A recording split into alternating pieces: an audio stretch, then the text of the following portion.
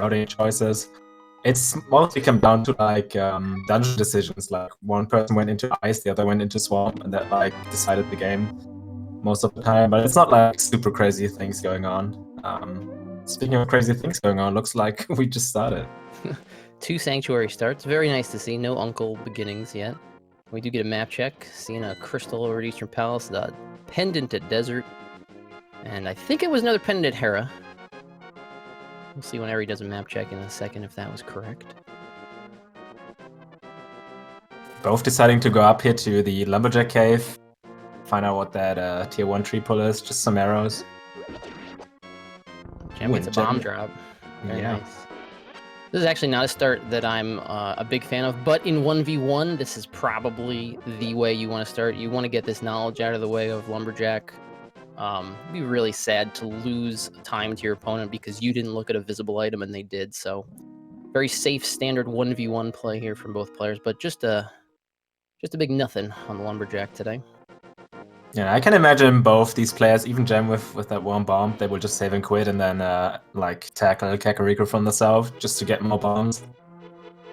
We do get a cane here in the Lost Woods on the mushroom spot, so that's pretty nice. Doesn't unlock anything yet, but one item less to worry about later on. It's one of those really frustrating items when you don't have it late in games, so always nice when it shows up. And hey, rebounds in the drop down here. Ari's gonna save and quit anyway. No Kakariko for him just yet. We'll see what Gem does. Gem is going to continue. So we're going to get a little tiny divergence here. Gem says 4 bombs. This is enough. I'm going to Kakariko. Eri gets his map check, and it was actually a 5-6 crystal up at Hera. He's going to do South Shore while Gem goes on to Kakariko. We'll see how much of the South Shore Eri's going to do. I imagine he will be doing Dam into Agina here. Yeah, I think both routes kind of make sense here. Like Gem has enough bombs. Eri like probably hopes for a bottle or a flute on his way down here, just so he can use that right off the bat when he gets to Kak. Certainly, Kakariko first is never going to be the wrong play. It's nice and safe. You can't be wrong with it. Lots of items. Chances are you're going to find something that'll direct your next steps. But there are some benefits to delaying Kakariko a little bit, like you said, flute, bottle, a couple things like that he could find down here. But Eri's not going to have enough bombs just yet to do a ton of stuff. So we'll see how far he goes. And hey, speaking of a bottle, there's one. Yeah, that's a very nice find. That's really what you hope for if you do this kind of route. Exactly. It sort of already pays off. He may get nothing from that bottle, but, you know, depending on how trolly Dark World Access, let's say, wants to be, when Gem finds that bottle, he could still end up walking all the way back to Kakariko just to turn it in, even if it is nothing. So could be potential time in the bank for Eri when he gets there. Speaking of Dark World Access, Gem finding that Moon Pearl in the Kakariko well, while Eri's on his way to Agnes Cave. Kind of like, I think this play gets more popular lately.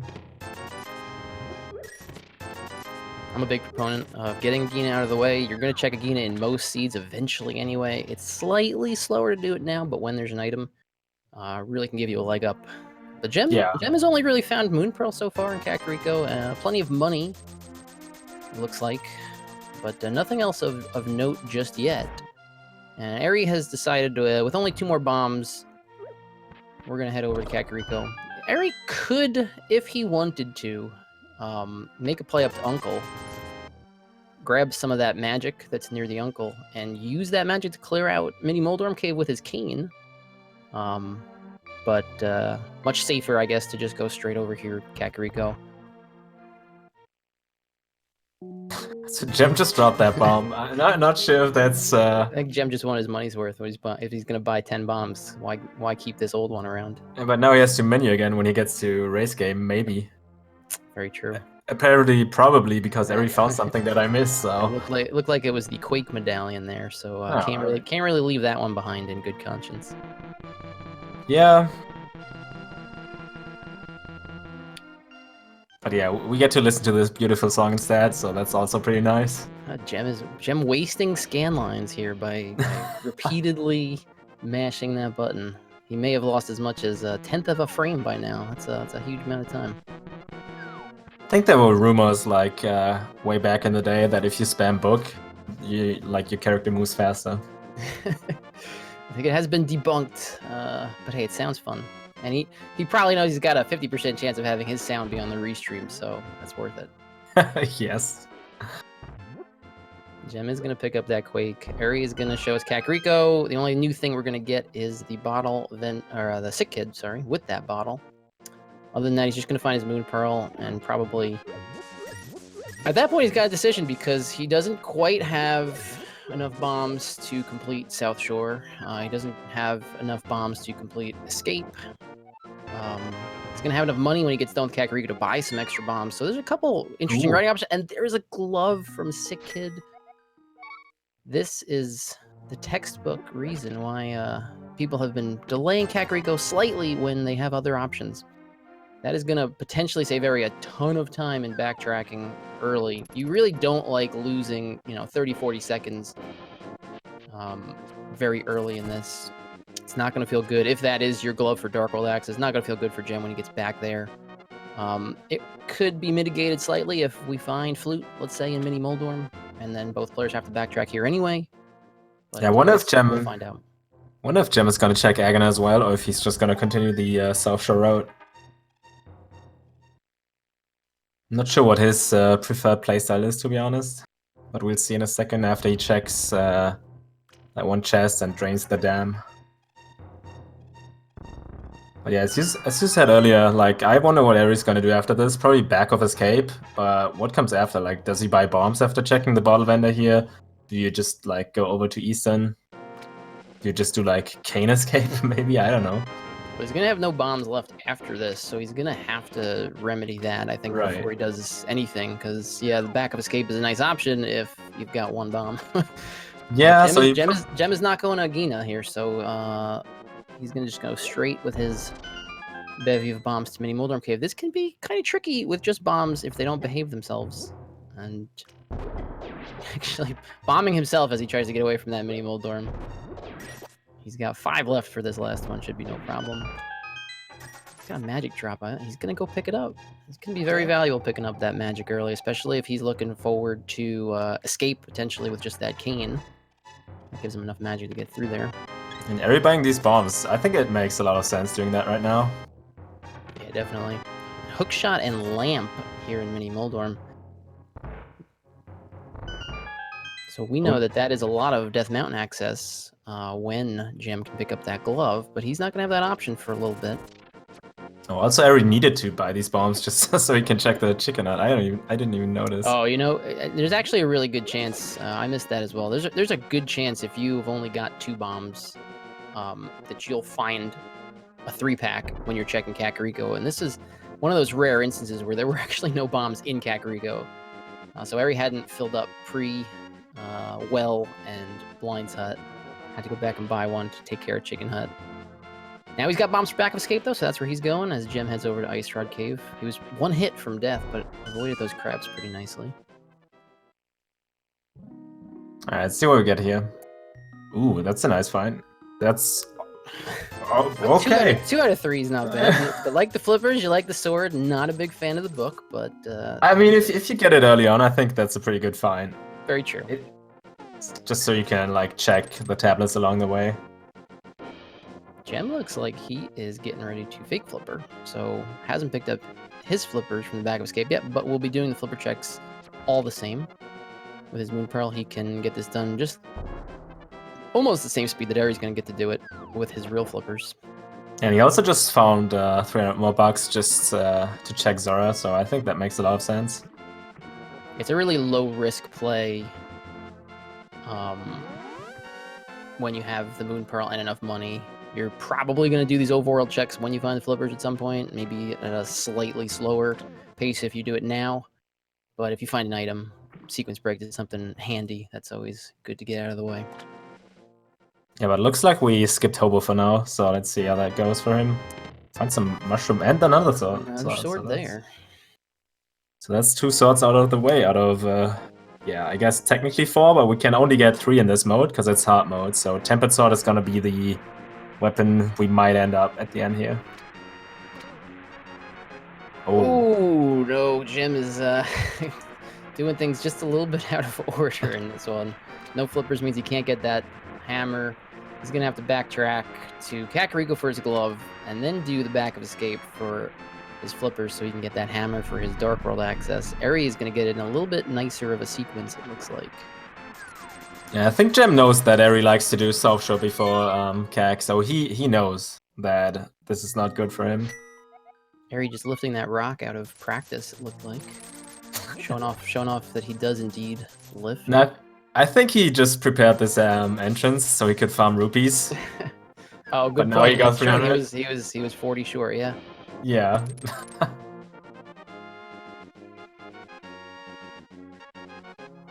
Jem But looks like he's yeah. gonna take that sword, do the front of escape. Depending on how this lays out, actually, he will be able to go all the way to the back. He's gonna find that key in the front, because Eri did not find it in the back. So he's gonna be able to get his flippers and his book and another sword at the end of this sequence. Which is good for him, not having to backtrack, save and quit again after the gloves and go all the way to the back by itself. At the same time, if it has to be a key in the dark chest, he's going to spend more time in escape overall than Eri's going to spend. So, you know, these little, there's not a huge difference a lot of times that can be gained or lost in the openings. But this is starting to border on a decent amount of time that Eri's going to have over Jem, the way this is sequencing out. And for two players who are very evenly matched, 30 seconds separated them in their last match. That, you know, you don't want to be losing even tens of seconds to an opponent as good as Eri. Yeah, but then again, this is just like the start of the series. We're still missing a ton of items, so things can go either way. It's happened before, it might happen again, so we'll see how this one goes. But yeah, Eri's gonna be really happy about his sequencing right now, knowing that he found that glove, and which led him to the flippers, which led him to the hammer now, so that's pretty cool. Yeah, it's always nice, you know, probably more so for Eri. You know, Jem's not going to feel great about the way this ends up sequencing out when he gets to the end of it. But on the other hand, Eri's feeling probably really good. He knows that there's a decent chance the sequence he followed is not the exact sequence that Jem followed, and it's really worked out for him so far. So he's got to be feeling good. I can imagine Eri's going to check the mushroom right now and just reset if it's not something important. Imagine ever fake powdering. Oh, maybe not. Pretty sure he thought about it. He still has the option to do it later. He's just not doing it immediately, I guess. He should be giving us a map check of Dark World any second now as Jem hits to the ball and chain guard here. Try and keep our eyes on both screens. Okay, never mind. He's just going into Hype Cave.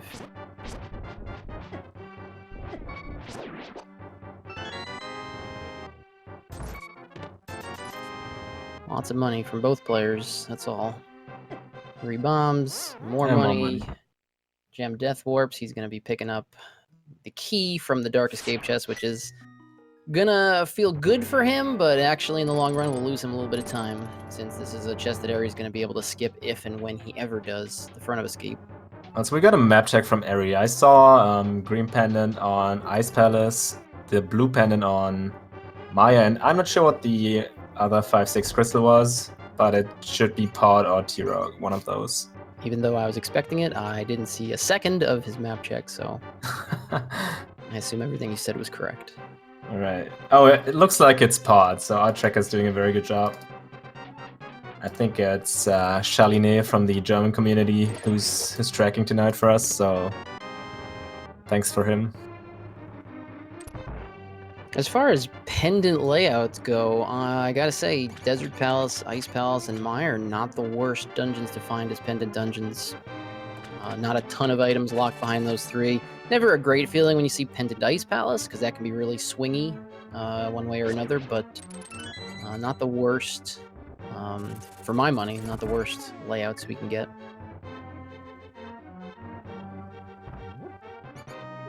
Yeah, I would also rate it like kind of average, but not lots of items that we can skip with that. I think really just flute, that's like optional now.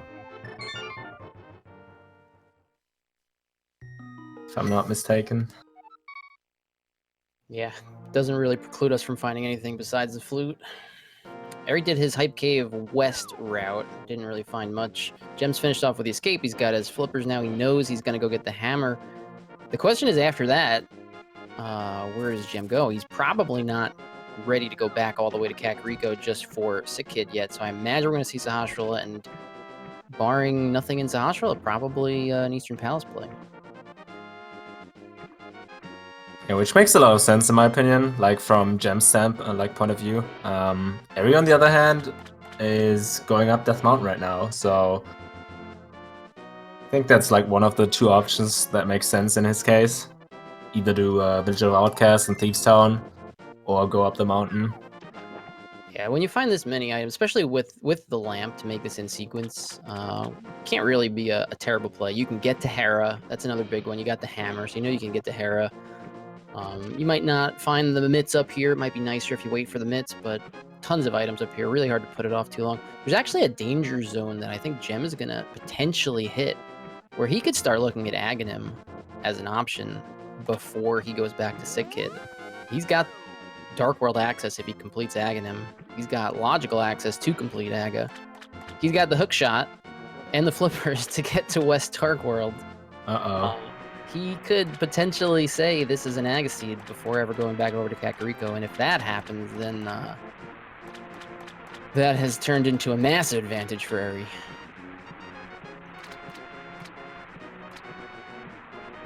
I'm just thinking about scenarios that would make this like kind of exciting. Imagine like the other gloves in Eastern, and Gem will just use these and just skip Sick Kid for a while.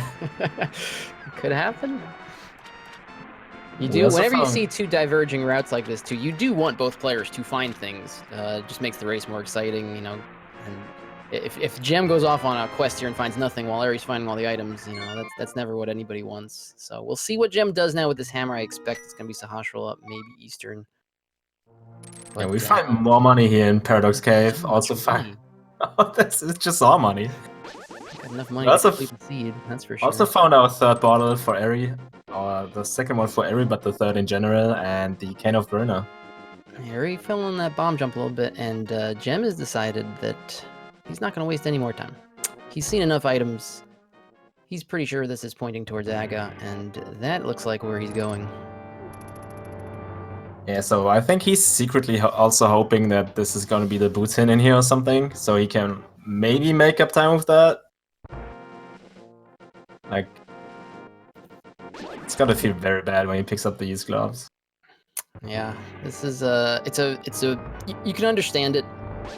There's not too many seeds that give you, number one, logical access to Aga this early. Number two, the tools to do a lot of stuff in the Dark World after defeating Aga, and Gem has all those working for him. He's looking at these items saying, I can do Aga and I can do a lot after Aga, so why delay the inevitable if you feel it's going to be an Aga Seed? Just go and do it.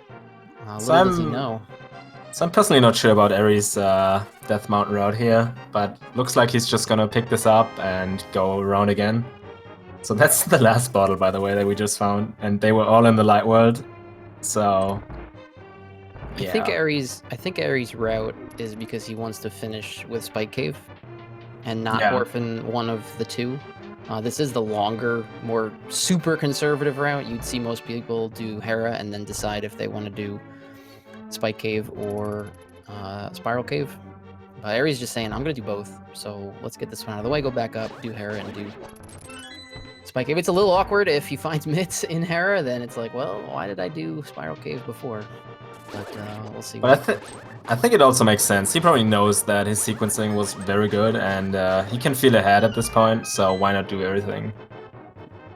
Absolutely. Gem gets not the boots hint, but a valuable potential hint in that he does not have to do Purple Chest. Not going to pay off exactly now, but down the road maybe. Just hope that this is not a duplicate hint somewhere, so... Happened before, we all know it. We all hate it. But yeah, Eri, like 1 heart away from death, going into Hera, kind of feels home for him because of NMG. Yeah, this is a great run of NMG. You made it to Hera alive. This does set him up for potentially a very nice death warp out of the basement if he gets a small key from the next chest. Yeah, that's true. Also, we already found the first item here in the first chest. Also, some cash in Paradox Cave. Not sure which chest that's referring to.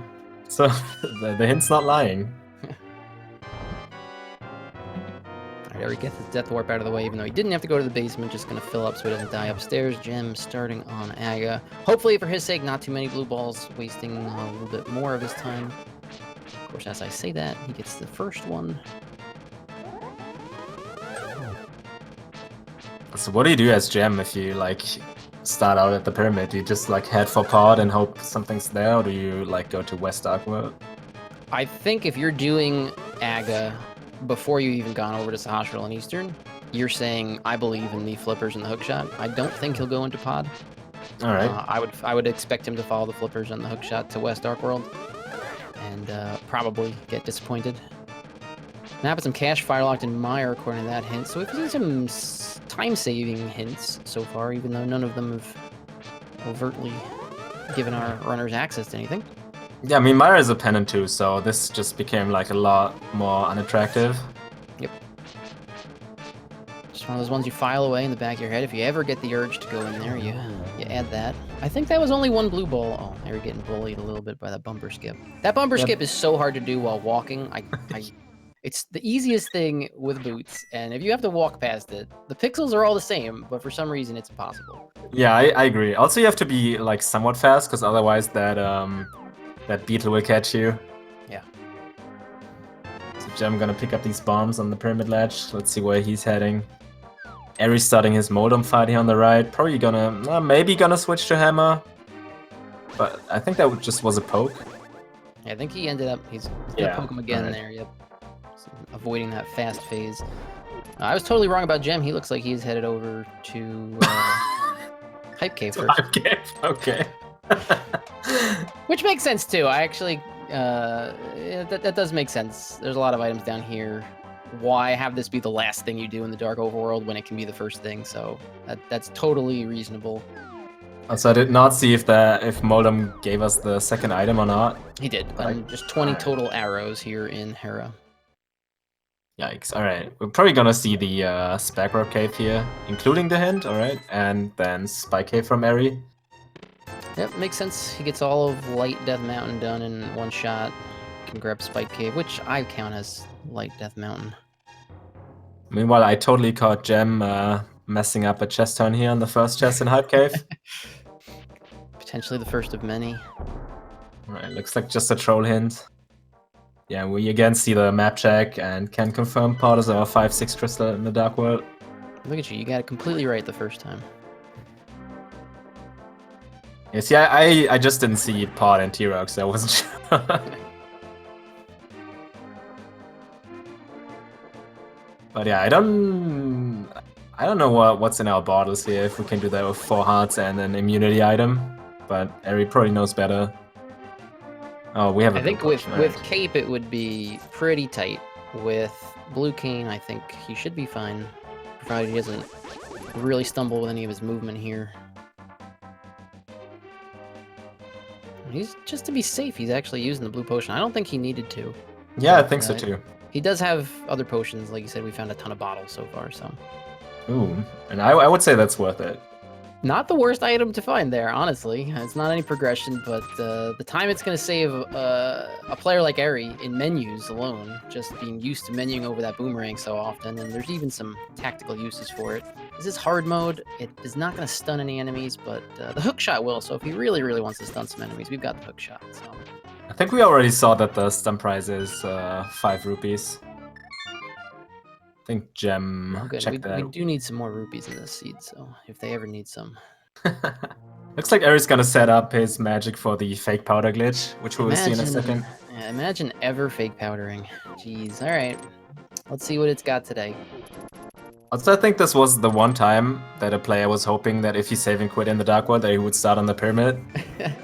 But without the mirror, that's not gonna happen. So, feels a little bit bad for Gem, but he'll survive.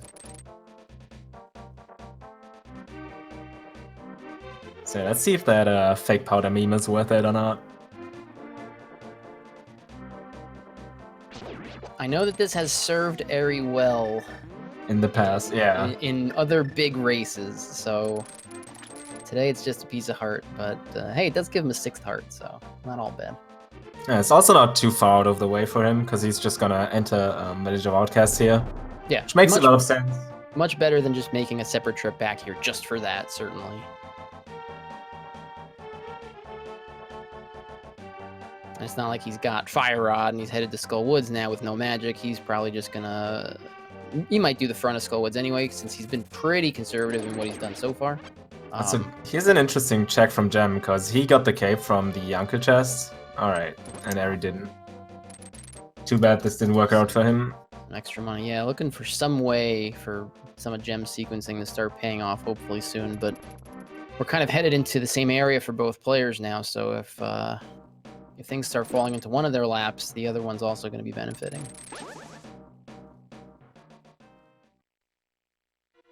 I think what Gem really wants to find right now is the mirror, so he will get his gloves, like, when he goes to Village of Outcasts. Otherwise, like, I don't know when he's gonna pick them up. Yeah, little does he know he really wants that mirror. He's gonna feel really good if he finds another glove in Village of Outcasts or here in Skullwoods. But yeah, until he's able to get to that sick kid check. Interestingly, Eri is not starting here with Skullwoods. I guess he figures that he can go there after Village of Outcasts and Thieves Town. The awkward part of that decision is if he finds mitts here. Oh, and there's a glove. So Gem's feeling pretty good about his Aga decision. He found a glove. It was here on West Dark World. Looks like he's following all the items just fine to him. So he's feeling great. Eri's going to feel fine when he gets up there after doing Village of Outcasts. Hey, he finds the flute also, which we didn't think we might see this seed. The seed doesn't matter already. That's gonna be that's gonna be a lot of items for Eri when he gets those mitts, which I'm hard to believe he won't get after Village of Outcasts. I don't know what he could find here that would keep him out of Skull. Maybe the bow and something else. But almost certainly gonna find those mitts when he gets up there, and then he'll have a lot of options. Yeah, and the issue, as you just said, the issue also is like having too many options is also not like the most desirable thing in this game, to be honest. Yeah, you want your items to come at a nice regular pace, not hey, I've got everything except 2 items and it's 30 minutes into the game. Where do I go next?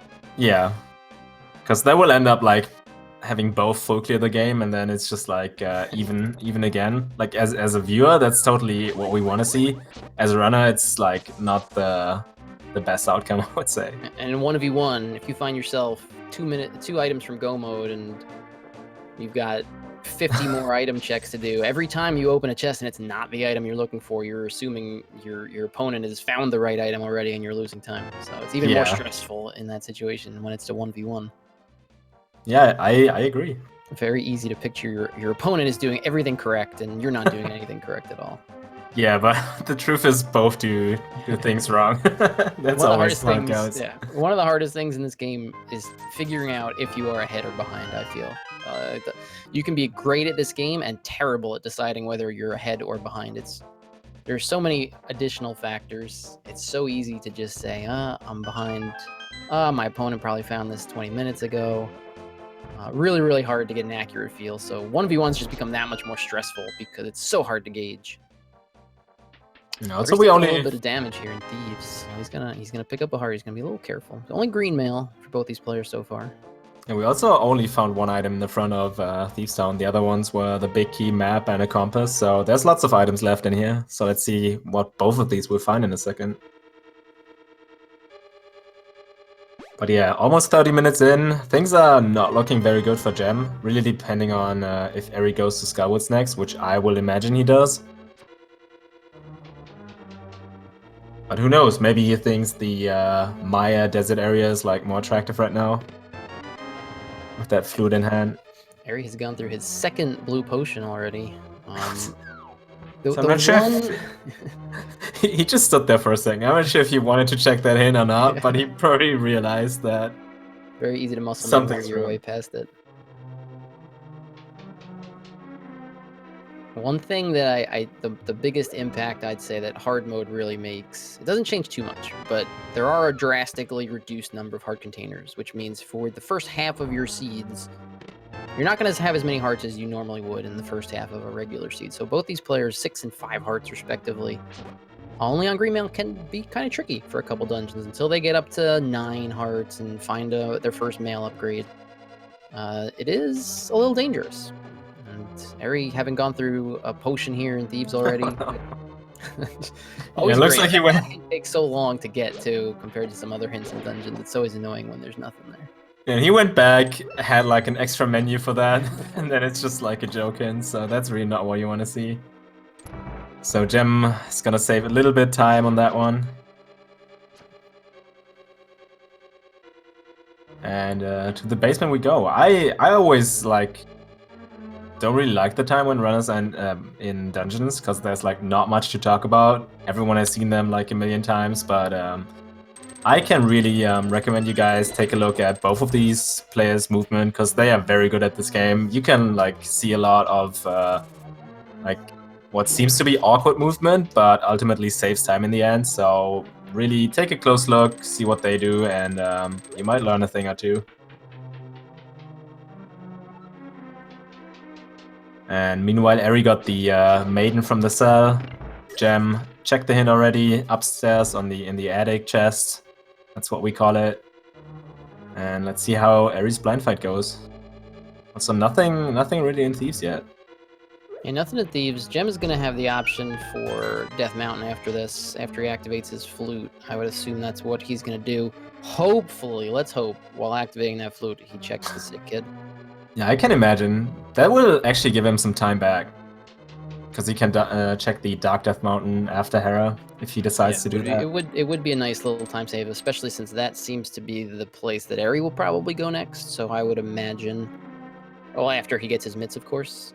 That's probably Eri's most lucrative stop. Might not be his next stop, but it's probably his most lucrative next stop. So it could be the next piece of progression up there. And if Gem can single dip that area, although it's not a short single dip, he's gonna have to do all of Light Death Mountain. And we're just save and quit, so we're not getting the mitts yet. I wonder what. I mean, you can't really follow that flute to anything right now. That's interesting. Well, he's got to have a plan in mind. We'll see where he goes after activating the flute. Yeah, I imagine we will turn in the mushroom because we already fake powdered, and then Maya Shed, Desert, I don't know, like something like that. Because we cannot go up the mountain. He can't go to the shed until he picks up right. hits. But he could look at the item on the desert ledge, see if that's worth his time in desert because he has the book. He may be thinking, hey, let's just go to desert and see what's up.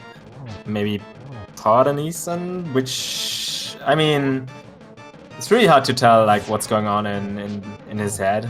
Yeah. It's surprising only in that he's routed very conservatively so far. So this is really the first, not misstep, but step away from that. Wow, that was fireball dodges from Gem. Even though Blind got off script a little bit there. Just walking in between all the fireballs, really cool.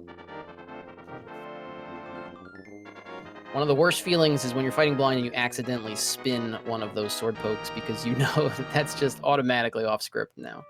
Yeah, also desert here. Yeah, and we saw that the ledge item is just a piece of heart, so the book is one of those tempting items. Whenever you find it, you think, all right, not necessarily you want to follow it, but you should follow it. And he already checked Ether Tablet. That was nothing. You can't get the Bombos Tablet, so the only other place that he can follow it to is here. I'm just really surprised he didn't turn in the mushroom yet. Because I think I would have done that before going into desert. Yeah, certainly. If the mushroom item is something useful, you want to have that before you waste this time here and potentially waste this time here in Pendant Desert. So here's the moment of truth for Gem. He's going to activate his flute. Is he going to check his sick kid? It looks like Desert is not boots locked. We get that spicy hint that a unique item's on a boss, so that could be anything, anywhere, really. So it's like one of the hints. Sorry, Gem has got his sword out here, which makes me think he's fluting immediately and not checking sick kid. So hopefully in this cutscene he remembers. This is... I mean, it's kind of entertaining to watch if he flutes away. Okay, he's he going remembered. down. He remembered. Alright. Oh, Oh god. my goodness. Thank goodness for that cutscene, because he did remember that he hasn't checked Sick Kid. That's not gonna feel good. Yeah, but little does he know, I would say he has an advantage at this point right now. Well, especially if Eri turns up nothing here in Desert, this could be a nice little equalizer. Yeah, because why do you when do you go back to Skullwoods for potentially 0 items? Yeah, I mean, Eri doesn't have that much left. But you're I mean, right. At this point, yeah. Odd and Eastern are probably better options for him than... Hey, there's a unique item here at the mushroom. Eri does get a blue mail out of the big chest as Gem buys a blue potion. Alright, not too bad. I wonder if Eri's gonna he looks like he's gonna beat Lamo. Which is even more surprising to me, to be honest, because maybe he didn't see that this is a pendant. Yeah, that bizarrely might be the most logical explanation right now, that he has this marked as a crystal. Or nope, he's taking out his flute. All right. Give us a look at the Mire area. I did not see the medallion needed for Mire. Oh, I tried to catch it on the actual stream, but I was too slow. All right. Pretty sure our tracker got that, and looks like it's Bombo. So. Okay, so we will need Bombo. Well, we might need Bombos. There's only one item in Mire plus the green pendant. We have a hint for. I think it was some cash on the left side. Eri's stocking up on a couple extra potions since he's had a few of them now. Eri might be got left by the bird. It's time for escape, I think, for Eri. Yeah. Yeah, right. He didn't check put that. this off for a long time, and it might not be the most lucrative place left for him right now, but it probably is the most lucrative place for him left. Right? He's thinking, boy, I hope nothing's here, because I could have done this 15 minutes ago. My opponent probably did do this 15 minutes ago. Yeah, and things actually work out quite well for Gem right now, because he can also save a bit of time not having to go around up to Death Mountain, but instead he can just flute up there. Yeah, this is certainly evening out, because it's very possible Eri does more extra stuff before he ever finds those mitts, and that's going to allow Gem to make up some of the time. Doing an unnecessary Agad play is not an automatic loss. It's a couple minutes you're going to lose. But as we see, there are ways to lose a couple minutes in this game other than just doing Aga unnecessarily. It's also, let me tell you, it's really easy to just lose a couple of minutes in this game by doing things. Yep. Like, be it execution or just routing decisions, it just happens to everyone. As I said earlier, it's so easy to assume that you're the one behind. Like, Gem probably feels terrible at this point, right? But I would say he's not in a bad spot. And that's exactly why Gem certainly feels behind right now, and he might not be, which is why it's so hard to figure out, am I behind, am I ahead? And if you start letting that influence your decisions, you never know when you're doing it incorrectly. If Gem says, hey, I must be behind, I'm going to start making gambles, that could be the thing that actually gets him behind. And also, I would imagine Eri after this escape also not feeling too good either, so really he still got both Sahasrahla. They both still have Sahasrahla, right? Right, and I know that Gem always says, dude, if I have the flute, it's a very quick check, but I think it makes sense that he doesn't do it right now. Oh, I think certainly Gem is where he needs to be, with all the Death Mountain available to him. Yeah. It's funny that we haven't seen it from either player. Gem's got to use the cape. Okay, he did just have enough time after menuing to cape there. He doesn't have the cane just yet. He cannot get a potion though, because he would die immediately, but seems like this is enough. I just had enough. Yeah, that is really a tight walk with cape. He had just enough hearts to make it work.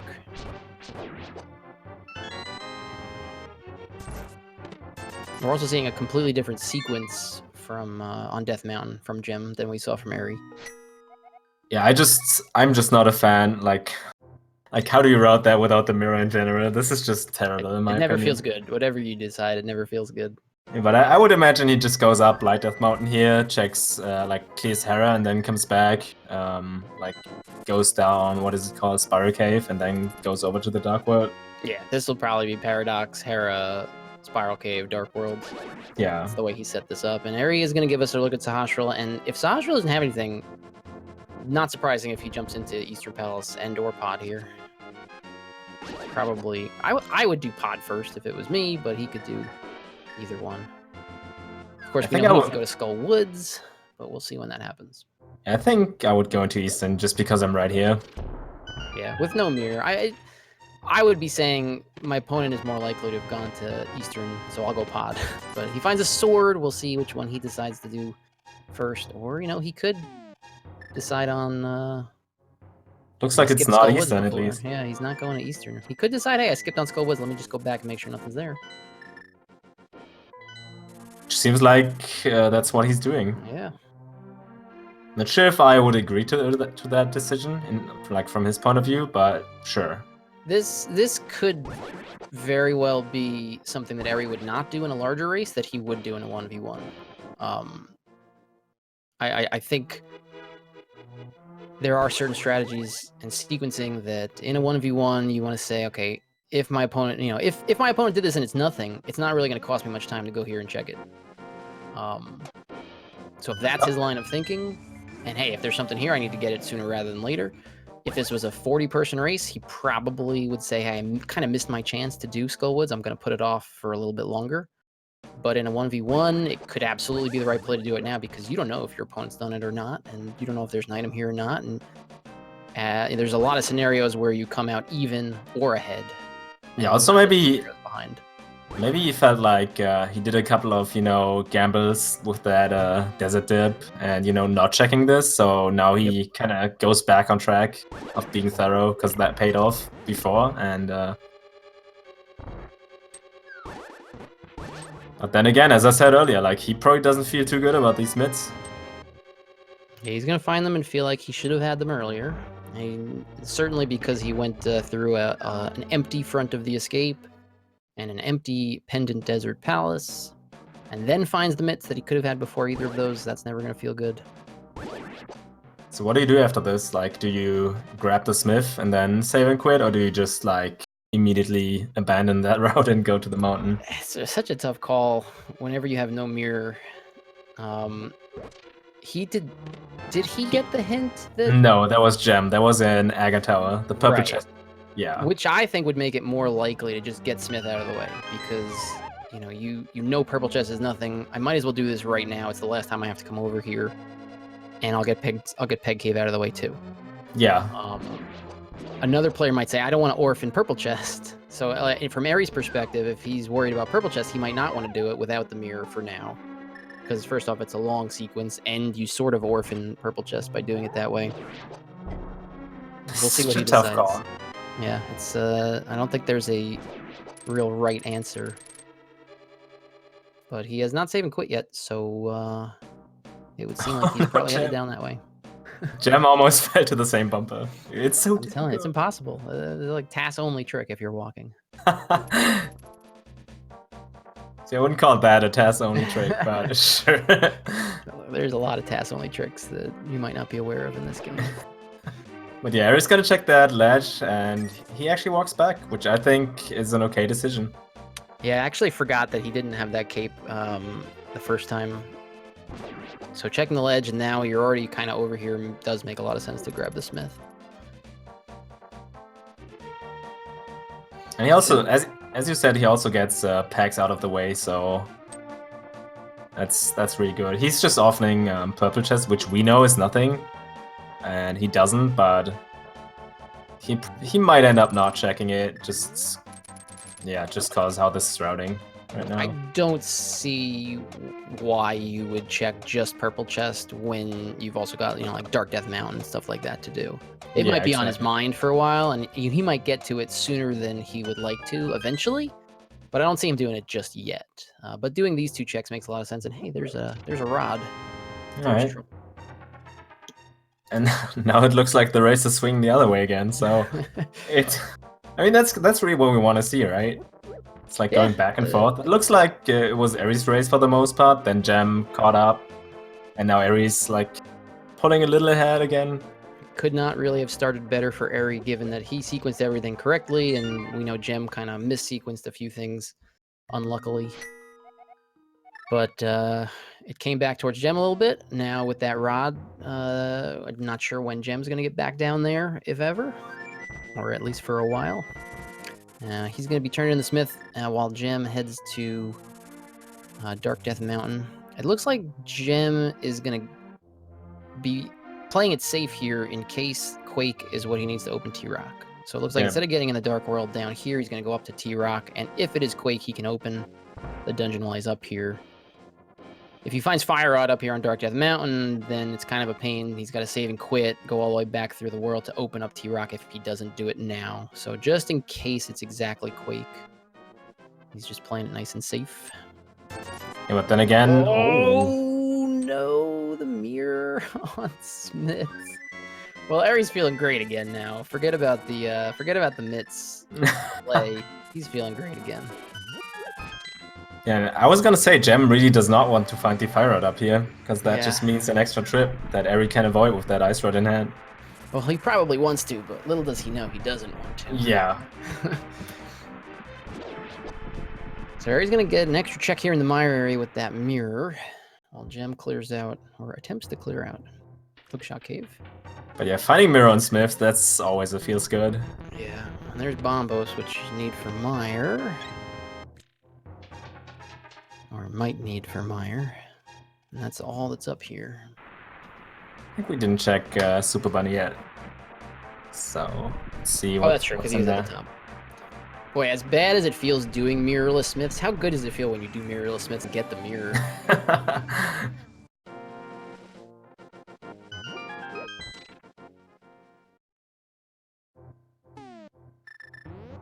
Just a piece of hard checkerboard and nothing there in Super Bunny. So that's going to be it for Jam up here. He got a lot done. Evened up the crystal count for now. We'll see where his next destination is. Could be some Pendant Ice Palace. Looks like it's Oh, he's still got to do Zahashra. He's still got to do Zahashra, that's right. It's always awkward. Both players, I think, were very fine in delaying Zahashra as long as they did. They had other good stuff to go do. It's just, it's strange sometimes you get to this point in the game. It's like, oh yeah, that's right. Well, he hasn't done Zahashra yet, so he's going to go do that real quick. And then we'll find out where he wants to go. Yeah, really, you don't want to leave behind, like, Sphere, what is it, 1 locations, so... Yeah. You have to check them eventually, like, as soon as you can. As soon as you run out of, like, good things to do, just come back and check this stuff. Yeah, basically have to do it. Before you start doing bad stuff, you have to go and get this stuff taken care of.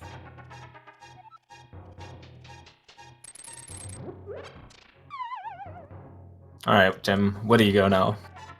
That's the interesting question.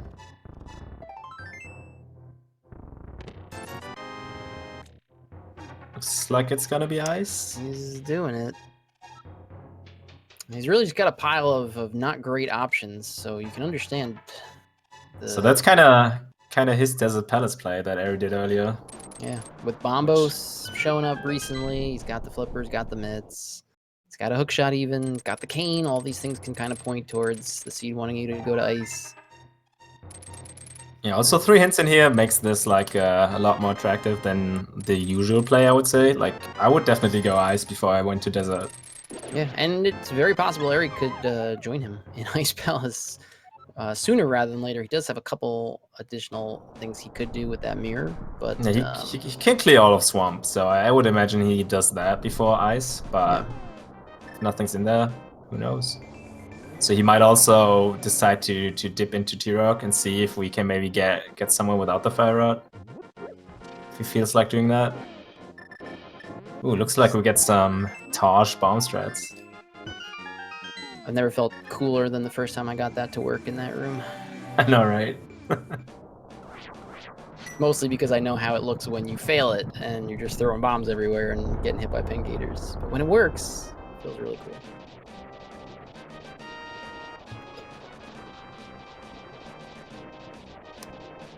Oh, Eri with the mirror, since he picked up Bombos, he can actually take a look into T-Rock, which we're going to get a look at probably just the first chest, or maybe the first 2 chests.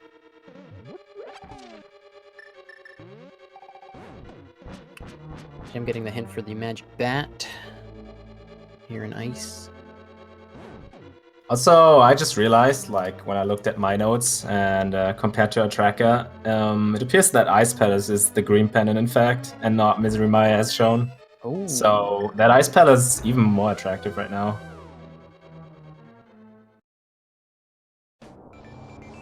How attractive can pendant ice really get? I think that's as good as it gets, at least from Gem's perspective. Others might want to disagree, but yeah, found Bombos, haven't found Fire Rod yet. Don't really have any other good options. Let's go to pendant ice. oh, missed that one, Pangator. The hardest room in the game, so understandable. Yeah. There's a couple of hard rooms, but this is definitely one of them. So Eri heading to Swamp. Probably gonna check K45 first, and probably also Bombo's tablet. Yeah, and we just got some information from Gem for the other mirror spot, so it's just some like junk on what is it called, Graveyard Ledge. But yeah, what are we, like 51 minutes in? I think we're only missing Fire Rod and Bow at this point, from what we know. We might also need boots for some situation that never happens, right? Where the GT Biggie is on the torch. It's been a long time since anybody saw that happen, so yeah. Got some classic Go mode items though for us to choose from today. Yeah, and these are definitely not the items you want to look for in the end here, because they can be, let's say, almost anywhere. As much press as the ice rod tends to get, you know, there's not that many fewer places the bow can be in the game, and Fire Rod's not that far behind either. So far, only 2 junk items here in Ice Palace. I think a piece of heart and these 10 bombs. So, see what the third one is. And we're probably gonna see that cold stack kill for the green pendant. Not sure why Gem checked Sahasra before that though. I don't know. If my thought was, okay, maybe I'm gonna do green pendant ice next, maybe I would have done that before checking Sahasra. Feels super bad to go through all the way through ice and then find what you're looking for at Sahasra though. So. Yeah, I can see that. I don't know. That's kind of like it could have, you know, you could, if you really wanted to commit to it, you could do it that other way, but I think it's kind of like some personal preference. I would not be able to have the stomach to do Ice Palace and then find out that hey, you know, could have had this item 15 minutes ago before you did any of the pendant dungeons. So nice bomb jump from Gem. I haven't seen it done in that way yet. So yeah, that was interesting. Most people do it from the top, lining up with the chests. Yeah, see, I do it from the left, so that's also different again. Well, I don't do that bomb jump at all, so I'm impressed at whatever way anybody ever does it. But yeah, no third item yet, so it's gonna be in the big chest or in cold stair. And Eri, as we mentioned, gonna head over to Swamp. Did that sweet all dungeons quick warp, so that's some good knowledge. Some arrows head with the fishes. I don't think we've seen them yet, right? I don't think that Zora gave us arrows, no. So that might have been a catfish in. Alright, there's our third item. Gem just like 2 or 3 rooms away from Cold Stair. It's gonna head over there. Meanwhile, we got our first item here in Swamp on Eri's side. Just a couple of arrows. Man, 3 health Swamp Palace. That's also not something you want to do. It's so easy to lose health in Swamp. Especially with no boots. There's so many annoying enemies that are just unpredictable enough to kind of take little bites out of you here and there. And Gem delaying his Bombos medallion here just so he can get off that first spin a little bit safer.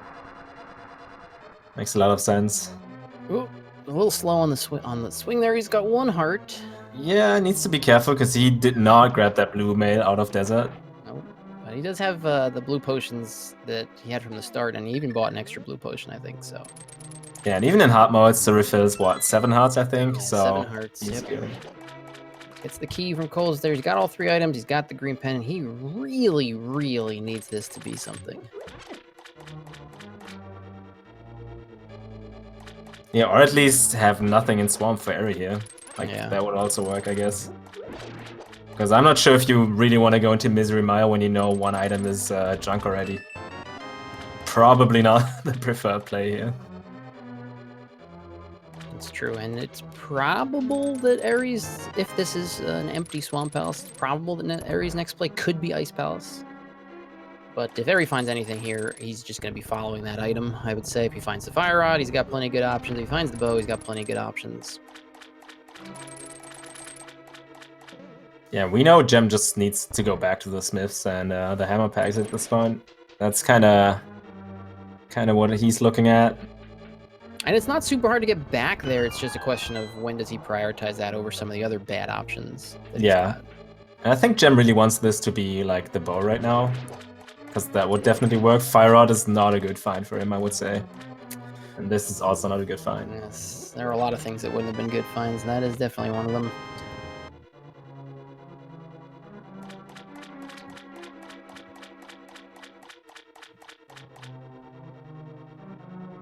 So question in chat, who's ahead at the moment? I would say Eri probably has like the advantage at this point. Yeah, most item layouts from here out will favor Eri for sure. But if one of these items is really tucked away in a bad spot and not mirror locked, I think is also what Gem needs to really have. Gem is going to have a really ugly looking set of options when he gets to that mirror, just because pretty much everything is going to be done by then. He's just going to have kind of one-offs all over the place. So I would say the less that's actually locked by the mirror at this point is better for him, because Ares been able to sequence it, maybe not wonderfully like you'd want to, but better than Gem's going to be able to sequence a lot of the mirror stuff. But if Gem gets the late mirror and then can skip a lot of one-off mirror spots that Ares has checked, he can claw some of that time back. And the question is just like, we don't have that many like ugly spots left. I would say the best point for like the best location for Gem right now would be the second item in Maya, or maybe the pedestal. Maya or pedestal would probably be it, because I don't think Eri even really has that many choices left. And he hasn't gotten the Graveyard Ledge hint yet. That was in Ice Palace. And he hasn't gotten the purple chest hint yet either. So also he's not going back for left side. Wow, so he's skipping left side. I think there were 2 items left there. Yeah, there was at least one left, because I remember the map. I'm not sure what Argus gave us. But yeah, looks like he's heading over to Ice Palace as well. Or maybe just check Hobo and the Island, which also makes a lot of sense, because he has not done these yet. Gem getting his unique item on a boss lane, which... This is just the kind of hint that I immediately throw in the trash bin, because it doesn't like help at all. I mean, getting to this point, the seed, you might be able to say, you know, hey, that item could be talking about Vitreous. Yeah, maybe, but I don't know. It doesn't help until you get way late in the seed, though. That's definitely not one of those hints you find early and can follow in any way. As much as you might be able to even follow a hint in this game. So Ares in Ice Palace is good news for Gem. Ares gonna full clear this dungeon, certainly. Meanwhile, Gem? It's gonna check Agana. Right. So this is one of the things we saw. Eri check Agina early, and probably cost him 2 or 3 more seconds than it's taken Gem here. And if there had been anything here at Agina, like if the first glove was here, you know, think of Ares' lead, what it would be right now. That's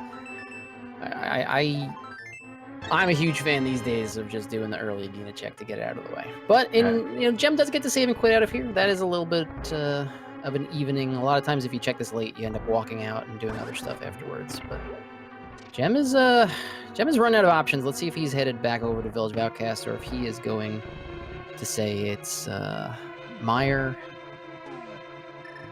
Ooh, looks like it's Maya, at least area. I think he checked the shed already, right? Yeah, he's already checked the shed, so this is certainly a Meyer play. Did he not see the hint about that like single item in here?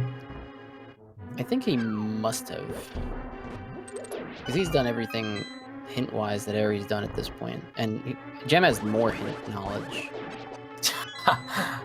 I mean, I think it was in Hera, right? So he must have seen it, but I'm not sure if he did. I hope he did, because otherwise he will end up doing left side Maya. Maybe Maybe he just feels like so behind that he has to do some sort of gamble at this point, which I can also kind of understand. I just disagree not doing pod or Eastern at this point. it is Like, strange from both for players, players. actually. Yep. Yeah. But as we said, like both, I can imagine both feel terribly behind, so they have to do something big here. And this is not your average race either. Like you know, you and I may have had a lot of races. This is the last race in a long and very difficult tournament. I mean, the players that both these players have had to defeat in this tournament are noteworthy players, extremely good players. There's been a lot of races. This is race number, what, 5 in this overall series. And this is the last race. So, you know, who knows what you would normally do in a regular race or in a regular 1v1. There are so many additional variables and emotions that might be going into all these decisions. It's really hard to sit here and say, oh, he's doing this because of this, or he's not doing this because of this. Yeah, so I think, oh, there's our second item. There's the second item. He's gone already, so he's not thinking pedestal right now. He's just want to get that second item. Also noteworthy that Eri came all the way from the losers bracket because he lost to Yaga in round 1, and he had to defeat like what 13 opponents or something to get here. Meanwhile, Jam had like maybe half of that, so like 6 or 7 matchups to get here from the winner's side. So Eri's been through a lot of games. Yeah, and actually, Eri has had his life on the line multiple times in this tournament, being in the losers bracket, and he's had a couple of the series gone, 3 games. He's faced elimination for, I want to say 4 matches, maybe even 5 matches already. While this is the first time in the tournament that Gem is facing elimination, so. Yeah, but it also helps, to be honest. Like, the more games you play, you know, the better you get, especially if it's like hard mode. You get used to it. I can't even tell if it's like better or not to play more games in this kind of tournament or not. And by the time you get to the end, I think it's probably fine. I'm sure Eri hasn't loved all of the games he's had to play in this, but he's at the end now. He knows this is the last game either way, so he's gotta be having fun with it now. We are seeing Gem pick up his mirror here in a second. We saw a nice stair clip from Eri there. He got a left side stair clip, but hey, he still went for it, so that counts. Gem's picking up his ice rod. He's gonna pick up his mirror, and then he's got some decisions to make. Very hard. He's got a very hard choice after he picks up this mirror. There are a lot of things he could do. None of them look particularly good. I can imagine he's gonna do Swamp first. Like, it would help him very much if there was something on left side that Eri skipped. That's true. I keep forgetting that he has Swamp, but we know nothing is in there. But I think Eri left 2 items, which is very surprising. Maybe it was only 1. It might have been 2 in the big... I don't think they opened the big chest. Maybe it was 2 in the big key. Oh no, we opened the big chest. That was just 3 bombs. Yeah, because the big key was in that like downwards chest. I'm gonna give Eri the benefit of the doubt and say it's just 1 item left side then, because that makes a lot more sense for him to skip. But, I mean, regardless doing all this, the answer could still just be Pod and Eastern. We're waiting for one of these players to head over there, and they could end up going there at almost the same time. Also, that kind of might explain why Eri did Ice Palace right now. Maybe he was also hoping for a left side Swamp hint. Very true. Yeah, it's if there was only 1 item left over there and he was thinking Ice Palace. Oh, I think... Ooh. I think that's gonna be a purple chest, which will... No, that's a pet check, actually. Pet, yeah, it looks like he wants to know... I guess it does make sense right now. His route would drastically be different if he finds out that it's pedestal required. Yeah, right. Probably the maximum difference right now if he checks it. So this is... Not something you see every day, though. No, like... it's not. And it's actually probably something that, as a community, I don't know if we've all really figured out the best time to make a pedestal check in seeds like this. But this feels pretty solid. Yeah, that feels like... Oh, that's a bow. Ooh, that is a bow on the pedestal. Gem left on Misery Mire without picking up that pendant. So I don't think pedestal's even on his radar yet. I don't know when he's going to get around to checking it. Or reading it, or... Ooh. And Gem's gonna hate life after this. He did Aga for nothing. And then he finds out it's a pad seed, like way too late. Oh man. I gotta say, bow on pedestal is not one I've seen for a long time. Yeah, I can remember the last time I've seen that. But as we said, I think this was like pretty much the perfect time for Eri to check this. Yeah, it absolutely was the most difference that was going to go into his plans right now. He finished Ice Palace, he's got the green pen, and he needs to know, do I go to Pod in Eastern, or do I go finish off the Pendant Dungeons, which I could do. And so you're seeing the maximum divergence here. We're going to... Boy, every time it looks like Gem's got a chance to claw back into this, Eri finds some crushing piece of info or an item here. With leaving Misery Mire after getting that second item, it tells me that Gem's not even really thinking pedestal right now, so I don't know when he even flutes over to check. If he does flute over to check. He's already signaled that he's not just going to go collect the pendants and check it blindly, so... Yeah, I don't know. It's like, it's so hard to tell while you're running the game, right? Like, we knew maybe Gem should have finished Misery Maya and just like gamble for pad at that point. Maybe that was like the better decision, right? But then again, do you really want to do that if you have like Pod and Easton like untouched from both players still, and a couple of other spots left? And then you go to these spots and you find Mirror and Ice Rod, so obviously you're not going back to pad. Harry looks like does not know about the hint about left side here, because he is gearing up to full clear this dungeon even after the first item.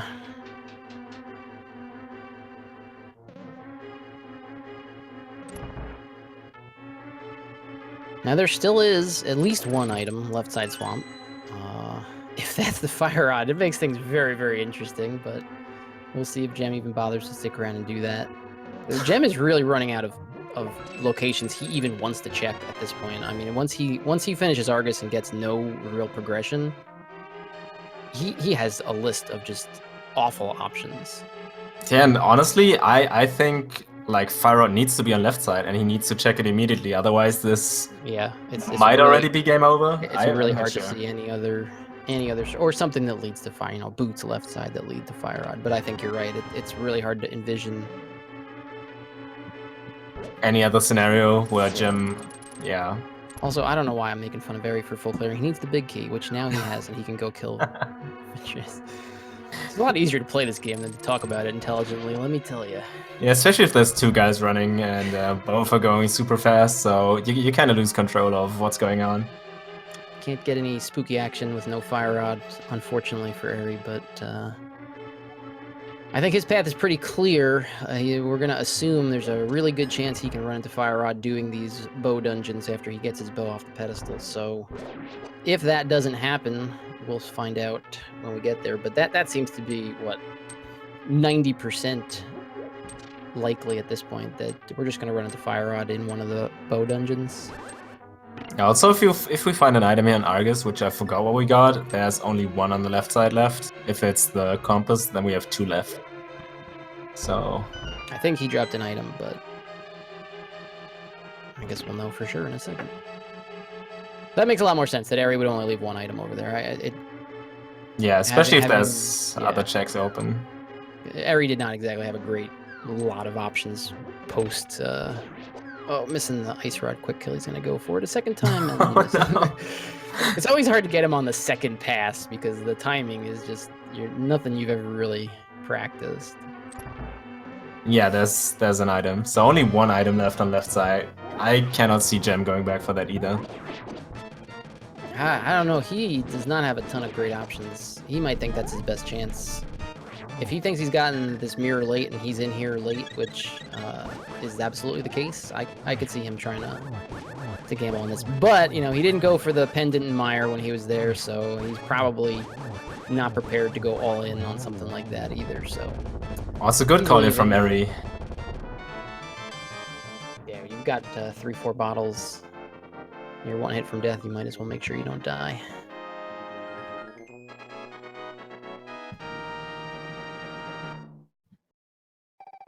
Alright, Gem checking Bombo's tablet. Let's see where he's going after that. He's got to go to Pod in Eastern, right? It's about time, I would say. He's got to check cave 45 or some other, one of the other mirror spots. I guess he doesn't have any other mirror spots besides cave 45. Yeah, he knows about graveyard either. He's checked graveyard. Yeah, he knows the hint for graveyard ledge. It's just, it's so hard when you play and you're in a spot where you've got 7 options and you hate every one of them.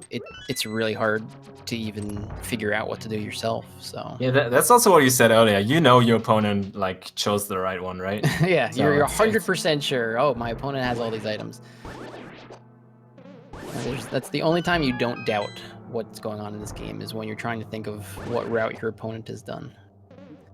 But I mean, from Gem's perspective, the calamities are piling up. First Aga unnecessarily, then missing out on that mirror forever. Oh, looks like it's checkable time at least. Yeah, he's gonna finish off the mirror checks, looks like. I mean, we know he kind of has to go into Maya at this point, but he's not gonna do it. I'm pretty sure. Can't see any reason he would. Yeah, I can't see any reason he'd reverse, but until he reads the pedestal, which who knows when that's gonna be. Man, I just personally very disagree with both of them delaying Pod and Eastern forever. Well, it's gonna work out for Eri. There was so many situations where I was like, yep, Pod's gonna be the next play, for sure. This is a lot of really annoying locations that are being done, but really by both players. Did a lot of annoying locations before going over to some relatively lucrative ones. But here goes Gem finally, as Eri is gonna go pull his bow off the pedestal. Alright, so best outcome for Gem, no Fire Rod in either of these dungeons, and also not in T-Rock. It needs to be on left side swamp. And he needs to go there before Eri did check T-Rock, so we know Fire Rod is not up in T-Rock. Right, you're right. But if Eri does Pod in Eastern, I don't think there's any other place he's got left besides left side swamp. So I think we checked everything. Yeah, even in that situation, I think Eri would get back to left side swamp first.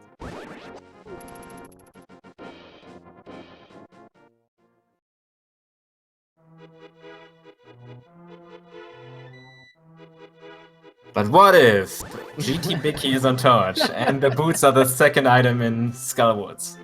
There we go. And we're not gonna check that. What, you don't like when you get potential Fire Rod Go mode? Can we just get a shout out for Fire Rod Go mode, by the way? A really, really rare situation that we find ourselves in, looking for the Fire Rod. I don't think that really happens very often. There's the bow for Eri. He's got some very nice options now, finally. This is the first time in maybe 30 minutes that either player has had good options, I think. He's going to get a full clear Pod, he's going to get a full clear of Eastern, and very good chance that he's going to find the Fire Rod while he does this. Very good chance Gem's going to find the Fire Rod while he does this as well. But I think not going to help. Did Gem just find out that it's Bollock, maybe? I can't remember if he went into Pod or not. I was busy shouting out the Fire Rod. I was watching the glorious pedestal pull there. I think he found... I don't think he got an item. Alright, chat helping us out. Thank you very much, sir. First chest. Well, he's not going to sequence break around that, so, I mean, I guess that gets him where he needs to go faster, but it's not exactly a help. Makes sense for him.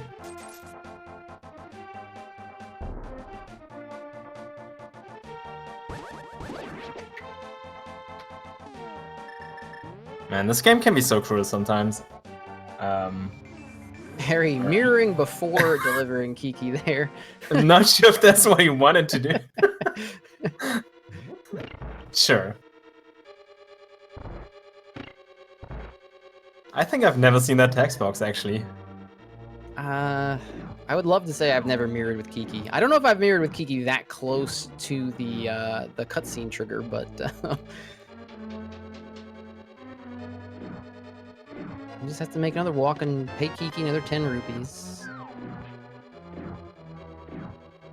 So here's Eastern Palace at the 1 hour and 15-minute mark. This is my kind of route. Yeah, I know that. why would we ever go into that dungeon? Come on. Ooh, also, what might be a nice possibility is, but I don't see Eri skipping that ever in this scenario. If that Fire Rod is in the vanilla Bicky chest and Eri's like, what are the chances, right? Yeah, 50-50. But then again, he doesn't have that much left after these 2 dungeons, so he's definitely gonna check it. If he didn't do it while he was here in Eastern, he would 100% do it after pod. Yeah, and then you might as well just do it like while you're there. So I don't know. I do support skipping the vanilla big key chest in certain situations. This is not one of them. This is not one of them. When you've got basically 2 areas left in the game, you can't afford to leave an item here.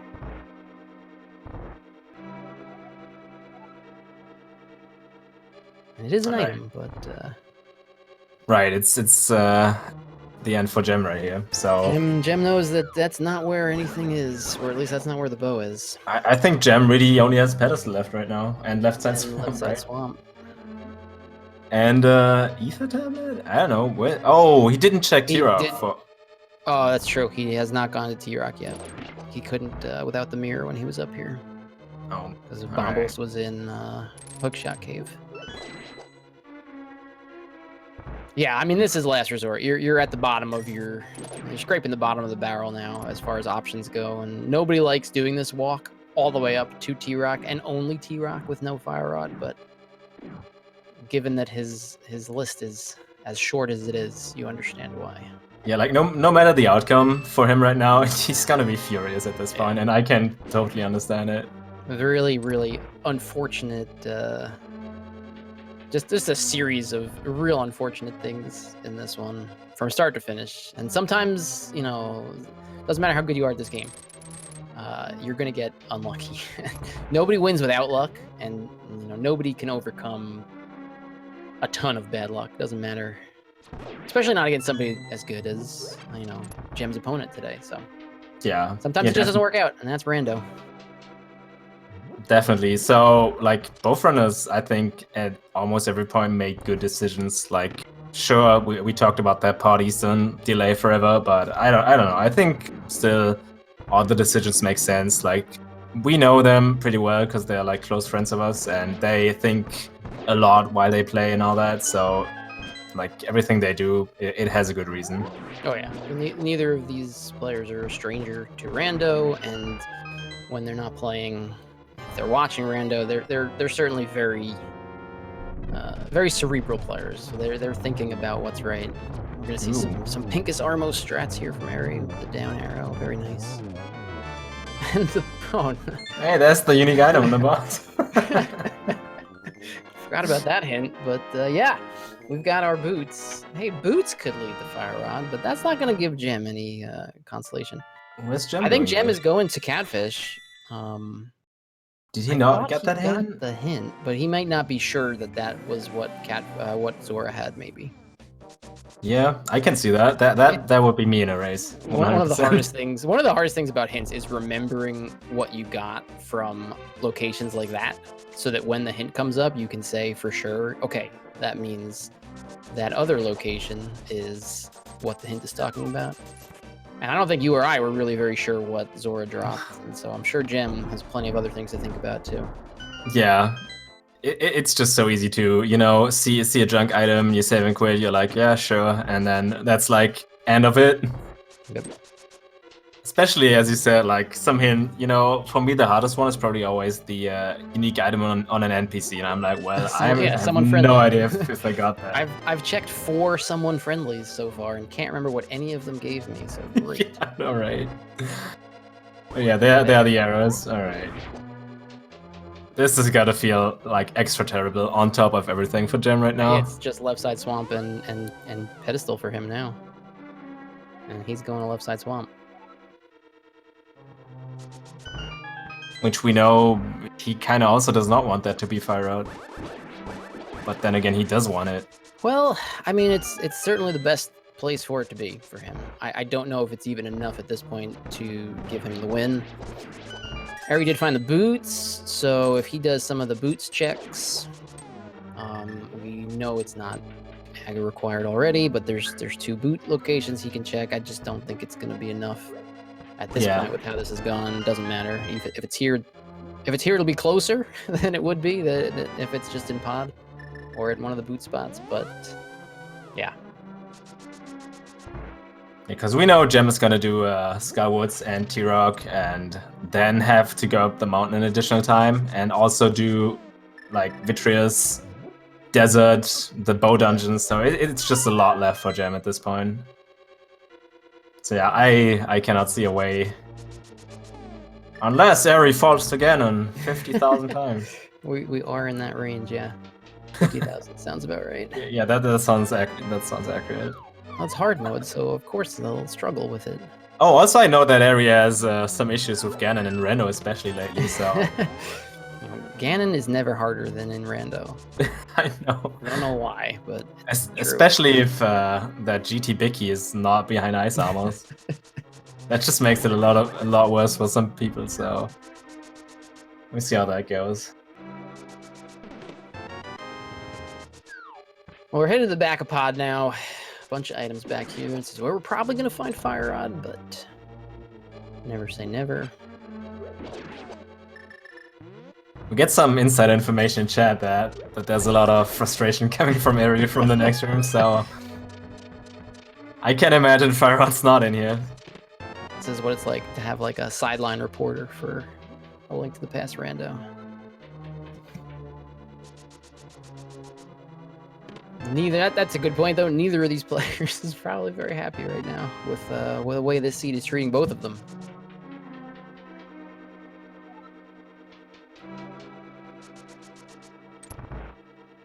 I'm really excited if it's not in pod right now.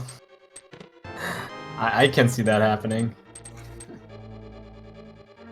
When you get the boots, that opens up a couple locations. Yeah, also we know Eri loves the boots, so he gets to have some fun in the end here. I would have preferred them an hour earlier, but yeah. Yeah, it's the pity. The seed's taking pity with the look, that's sword number 4, by the way. Or maybe the red mail.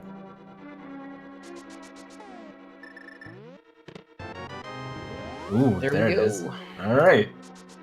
That is our go mode item. Classic Fire Rod. Man, this is just such a terrible time to be in go mode, like in general. But the way the seed has like played out, I think that's a good enough time. I mean, cannot see a way this would have gone any faster. To be honest, it's really hard. You know, we've been talking about how both these runners kind of getting pushed around. It's really hard to have done this as fast as Eri has done this.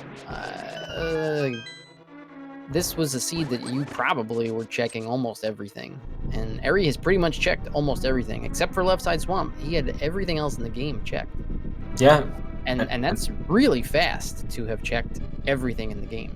Yeah, that's true. Also, I think really the only, I don't even know if you could call it mistake, but was there like delayed mids pickup? But even then, that didn't cost him that much eventually. Yeah, if he skipped it as part of a, hey, let's try and not do this right now, but I'll come back real quick if I don't find something else in these other locations, then, you know, well planned by him, because he did surprise both of us with how quickly he went back there. So maybe that was his plan the whole time.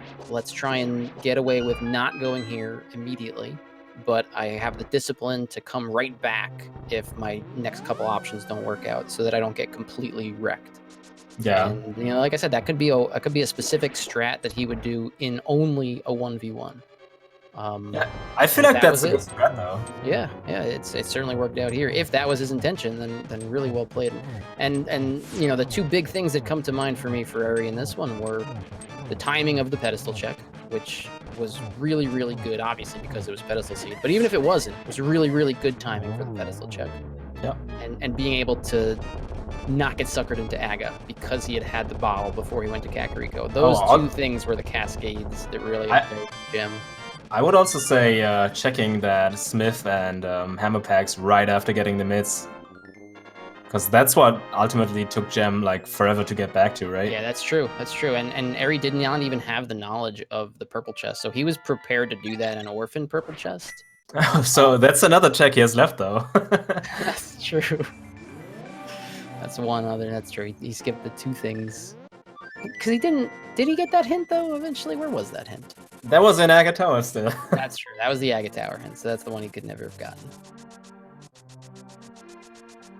Man, also this is like not my favorite situation as a runner. You're in go mode, you're still looking at like 3 dungeons or like 2 dungeons and GT.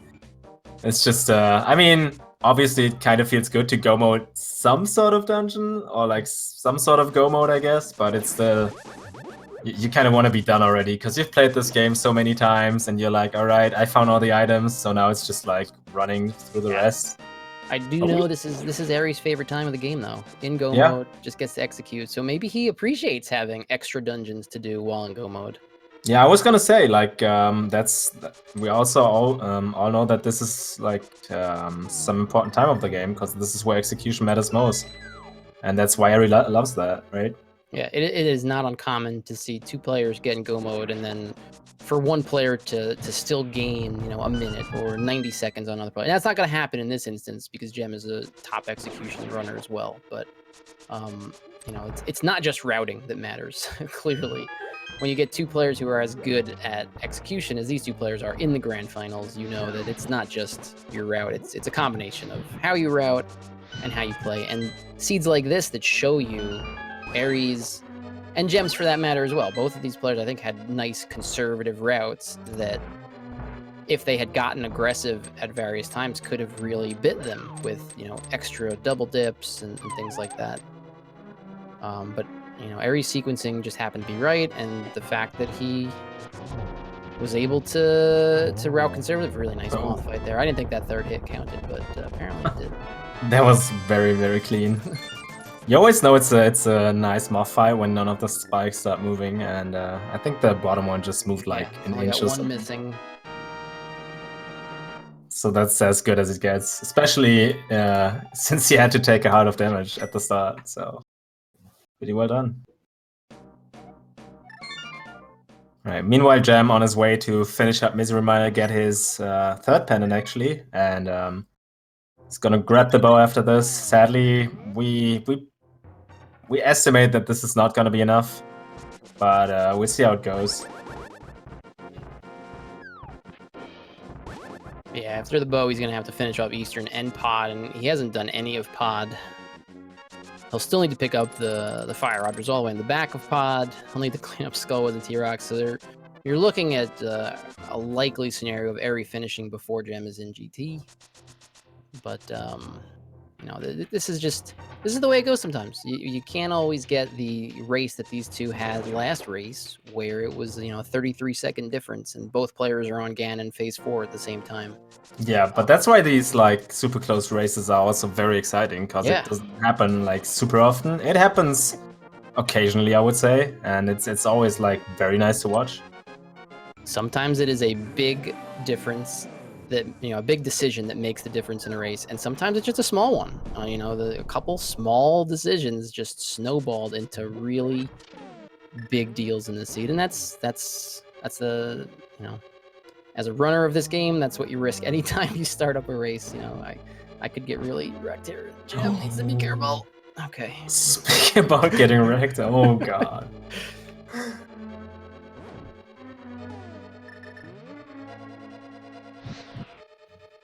But man, I love to see these guys like race each other. That's such a nice like yeah, matchup in my opinion. Oh yeah. Because you know this is gonna be you know this is gonna be super exciting and very close. And I mean, it's really hard to tell like who's ahead or behind.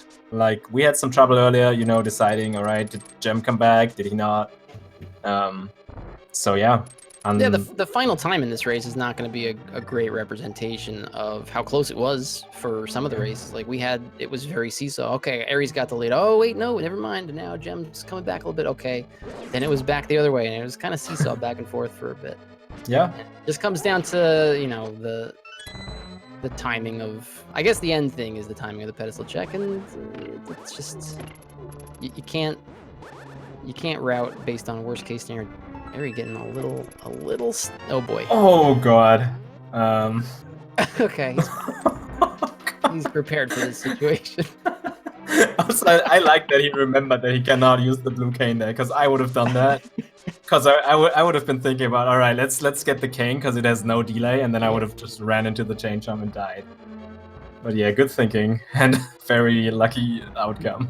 Not a situation you find yourself in too often, surrounded by symmetrical chain chomps while opening that chest, but dealt with optimally, I guess, right? Yeah. I think that's as good as you could have dealt with that situation. So I'm not sure if we found the big key already, but Looks like we have. yeah, all right. Everybody- So The play that never fails. never fails, never not a fails. single time. There's a 0% chance of backfiring. I think it's actually like what, 4 point something. It's just under 5%, I think. Yes, there's a for this skip that area. Oh, nice pokey. Oh, he's not even gonna go for it. Never mind. He's just gonna open the big chest. Oh, I just remembered. I think that's how he lost against Jäger in round 1 as well. Like one of the races came down to Jäger checked this, and Eri had to walk back, and that like made him lose the race. So I can see why he doesn't do it this time. It makes a lot of sense. But yeah, I think you were like about to explain why. Yeah, if you have the big key early in Turtle Rock, you can steal that pokey key, skip the vanilla big key chest, and skip the big chest, and just go straight to Crystal Roller and Laser Bridge. And it'll work out about 96% of the time. The only time you get in trouble is when there's a small key in both the vanilla big key and big key chests. Nice squeeze there by Eri to make it through that room. It looks like this time this is not an issue at all, because getting he's not gonna have to check Laser Bridge at all. Yeah, that key in the what is it called, laser roller room? Chris roller room. That's what it's called. That's really what you want to see. Too many rollers and too many lasers in this dungeon. But yeah, that's what you want to see when you like I guess go mode this dungeon, right? Yeah, like never having to touch Laser Bridge. Don't even have to go through the screen. Yeah, that's as good as it gets. If you skip the big chest as well, but I think this is still very fine. Let's see if Eri is brave enough to skip this magic here. The answer is no. Alright, see if we can get like a nice and fast Trinex. Also, after this fight, it seems like we completed every dungeon. Do you know what that means? I have a vague recollection of what that means. I'm actually not sure if we even play that on here, but I mean, we can still play even without the bot. I don't know how to start it, so I forgot. I hope someone's in chat, but yeah, I mean, we can also play without the bot. Do you want to explain it? I think there's 22 chests in Ganon's tower, and it's up to us and us alone to figure out what chest it's going to be. Eri needs our help, so put your guess in chat. What chest you think the big key will be in, so that Eri can find it. If you don't guess, he can't find it. I think those are the rules, so you have to put your guesses in. Elaine, where do you think the big key is going to be? Let me put my guess in. I say it's gonna be 10. So no particular reason. I just feel like getting the 10 out. All right. I think it's clearly going to be in the compass room, top right, with no small key in Hope room. So. Yikes. So we just get to see more execution. Yeah. Well, Eri is going to go left first because he's a smart router. He does the good GT route that everybody should do. And it's going to pay off. He's going to Galaxy Brain it. So I don't know what number that would be. Let's see. 5, 6, 7, 10? 10 if it was me. We're going with 10. Well, it's 10. You guessed 10. All right, so we're on the same page. See? I didn't even listen for the last like 10 seconds, but yeah. Well, all you need to know is we're on the same page, all right? Good. It's commentary sync.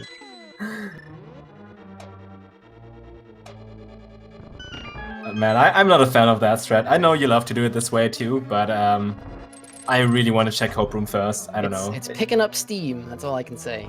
It's winning converts every day. Yeah, I think it's also not a bad strat, to be honest.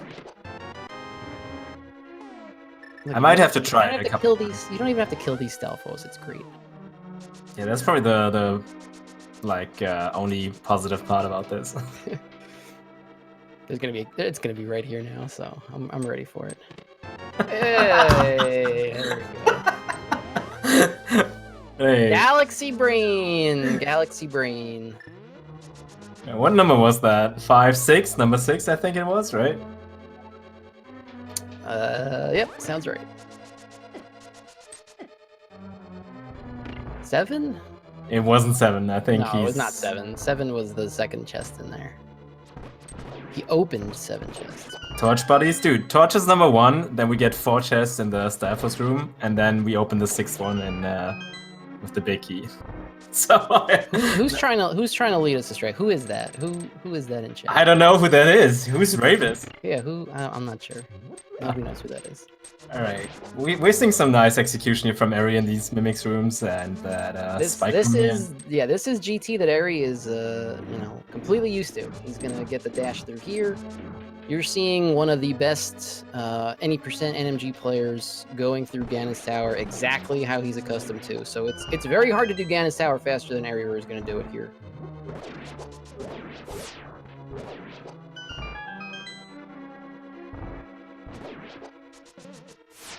Even getting some good RNG in a couple of these rooms too.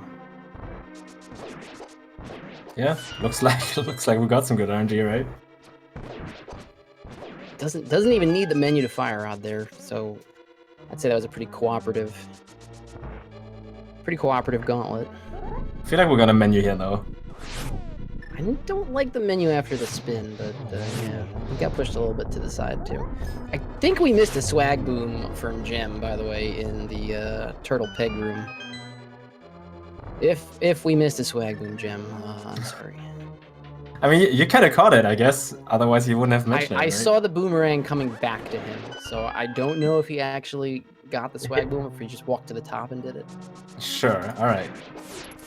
But I mean, if we're going to talk about how good Eri's execution is, I'm going to give Gem the benefit of the doubt that he's also executing wonderfully.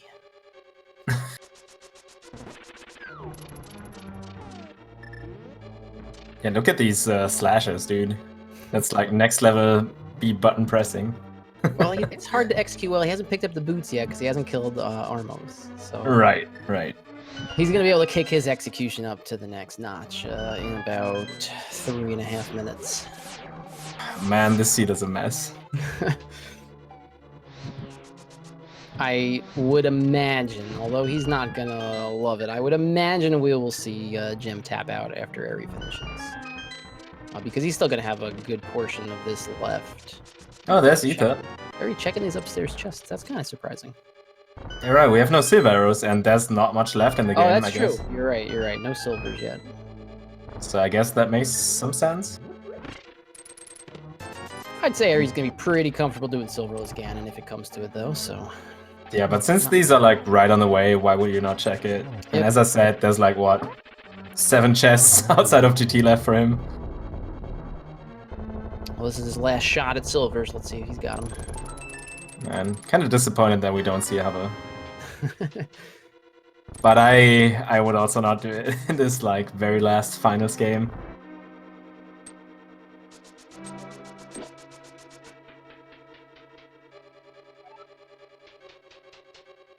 But yeah, only 2 boss fights separating Eri from this tournament victory here. And he's gonna be nervous You got the Kenobi on at this point. Yeah, the hardest boss fight here. Of the 2 remaining, this is clearly the harder one. It is. Impossible, as Ares. I think that was a singer, right? I think he's only got 3. But he got, okay. Oh, okay. He had 4, he got 2 doubles, and then another double there at the end. So Not the best patterns. That's pretty good 3-cycle with those patterns. So the triple double. If that's what we want to call it. All right.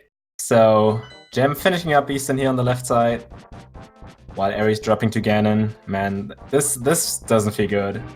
But then again, we know how this happened, like the road to this. So I think Gem still did pretty good. Yeah, this was not an easy way to find your path through this seed at all. I'd be hard pressed to imagine a faster route than the one Ares taken. To almost be able to sub 140 this is really, really impressive. Yeah, this is kind of like a surprise all dungeons, I guess. And if you only need an hour and 40 minutes, that's as good as it gets. yeah, nice first 2 phases here. That's kind of like the hardest part is done already. Gonna see some sweet phase 4 spins. But yeah, also like playing rando for as long as these two guys have, Gem knows there was like nothing he could have done. You know, it's how do I say that? It's kind of like not his fault that the things ended up this way. So. Oh, definitely not. No, this is gonna happen. It doesn't matter how often you play. It doesn't matter how good you are. At some point, it's just not gonna go your way. You're going for the cape spin, going for double cape spin, misses both. We did see a pretty sick double pre-torch glitch and a nice miss menu to bombs, as is the classic Ganon miss menu for NMG runners.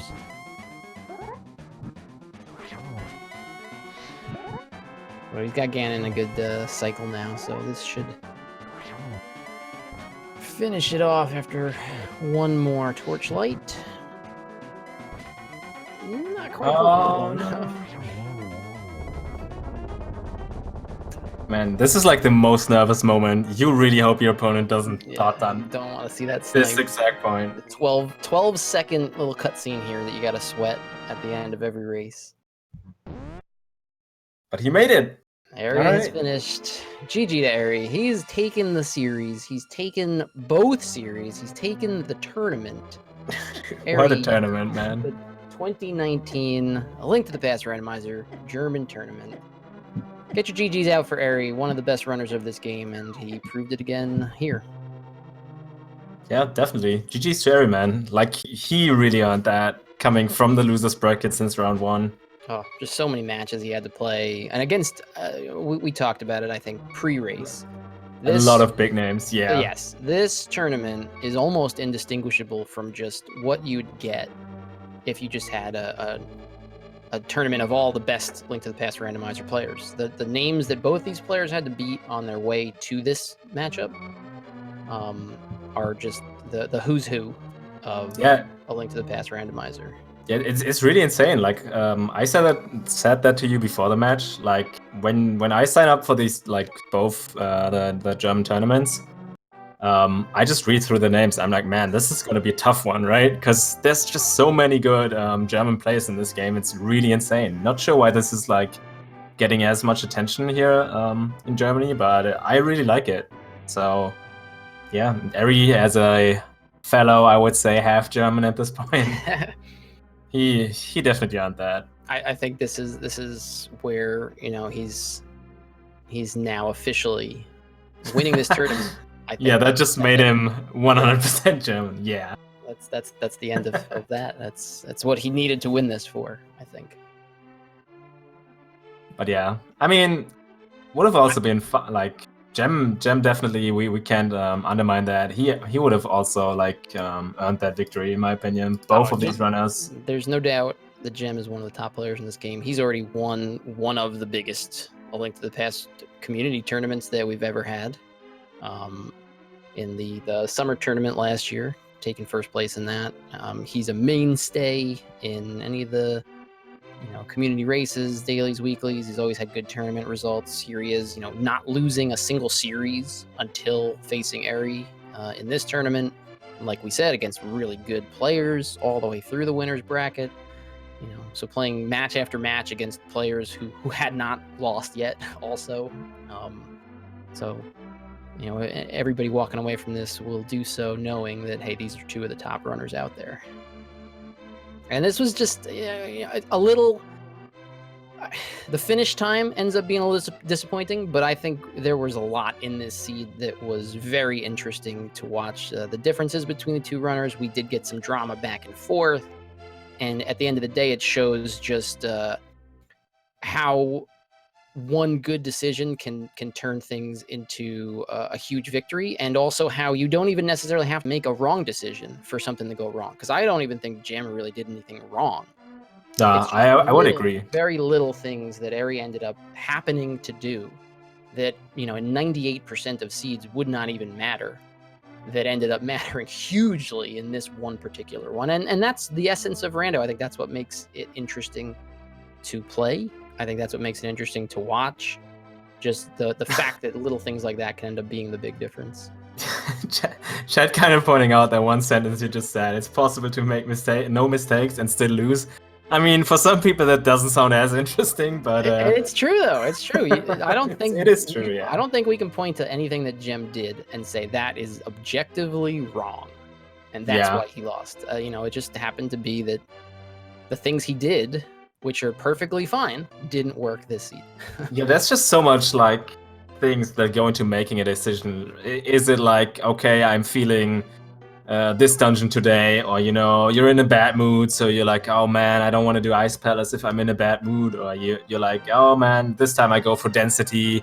Next time you go for like, okay, I feel behind at this point, I feel ahead, right? That sometimes rarely happens, but it can happen, and there's just so much things that go into making a decision. So I would say like, give a seed to one player twice, and he will never route it the same way both times. It's just not a thing. Definitely. Not to mention 1v1, high pressure, big stakes. You know, even runners as experienced as these two, I think, would not play a seed in this environment exactly the same as they would in another more casual or larger race environment even. So there's so many variables, and again, that's what makes it fun. That's what makes it interesting to watch again and again and again, is that you're not going to see the same thing, you know, multiple times. You know, maybe the item, you know, bow might be on pedestal in more than one seed. Does that mean the next one you see is going to look like this? There's no way that you're going to see another seed that looks like this. It's so unique every time, and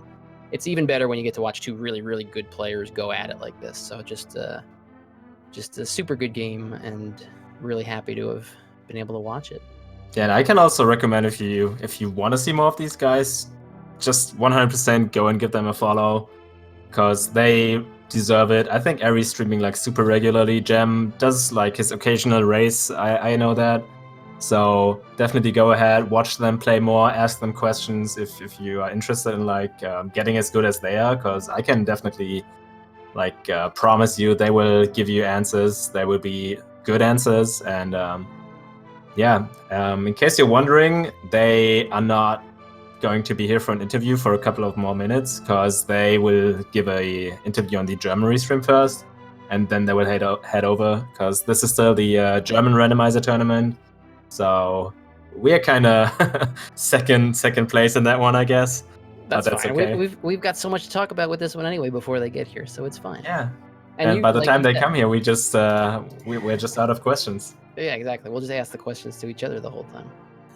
But no, seriously, what you said about following these guys, you know, they play a lot of Link to the Past. Eri is a big speedrunner of the game outside of Rando, so he plays Rando, he plays vanilla runs, and just the amount of stuff you're going to learn if you go watch either of these two guys, from a Rando perspective, from a Link to the Past perspective, you'll come out of their streams smarter.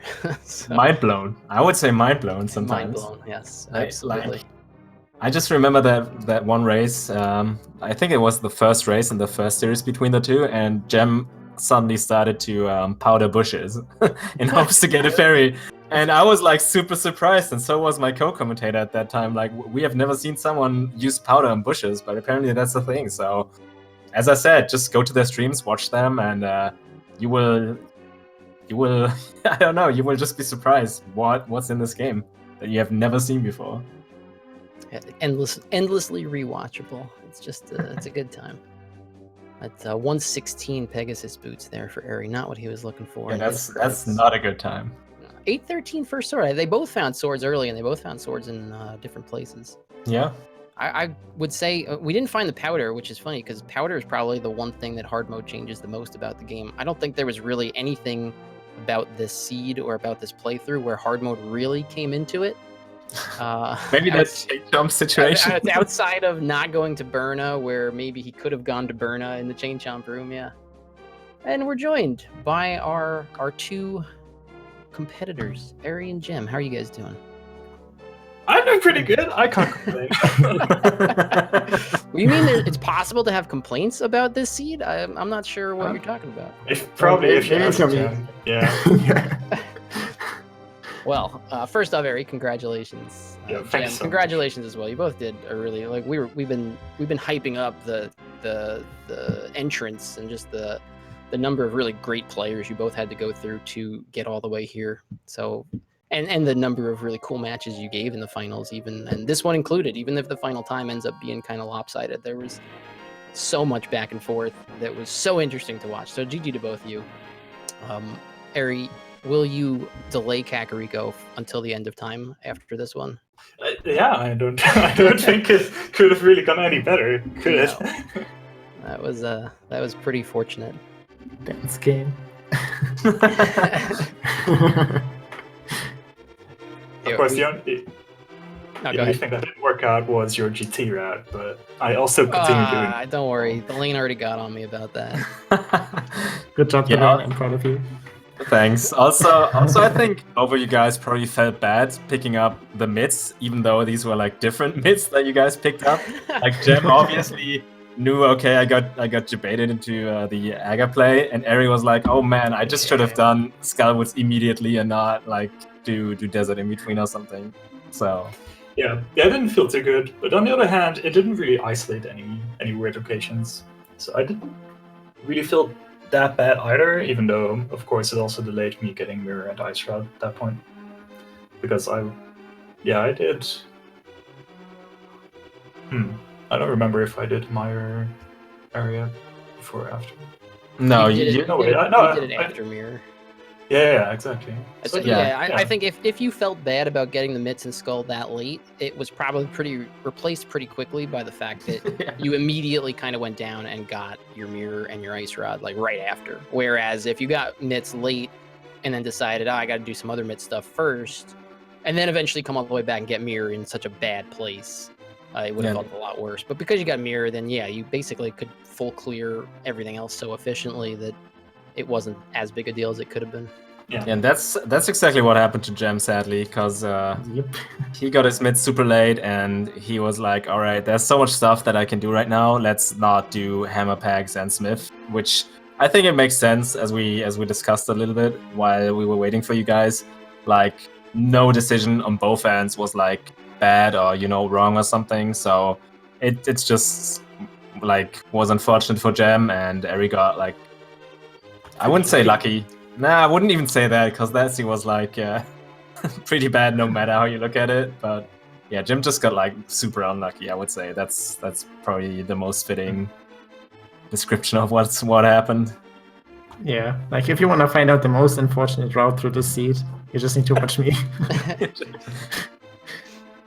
But yeah, the one of the other, obviously the Aga play, which we sort of saw coming as we started sitting back saying, oh, he's probably thinking Aga before he ever goes back to Sick Kid, just with the way the items had laid out. But the other piece was the timing of Eri's ped check, which is not something that I think, like, as a community, we really have a good grasp on when the heck you actually go and read the pedestal. But we commented when you were doing it, Eri, this is probably the perfect time. You just finished Ice Palace, and the difference between what you were going to do after Ice Palace, if it was pedestal required versus not pedestal required, was so different right then that it seemed like kind of surprising you were going over there. And as we thought about it, like, actually, this makes a lot of sense. This is probably the perfect time to check it. And it happened to be Bo on pedestal, which I can't even remember seeing Bo on pedestal for a long, long time.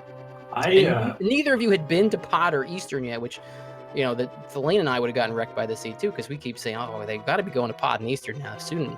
So one of them's got to go over there. And then, of course, you find Bo on pedestal. You never have to go over to Pod or Eastern until you got Bo. So it worked out really super well. But just that timing was really, really well timed. It's something I don't think most people have much experience with, when they should or shouldn't check the pedestal. It's really tricky sometimes.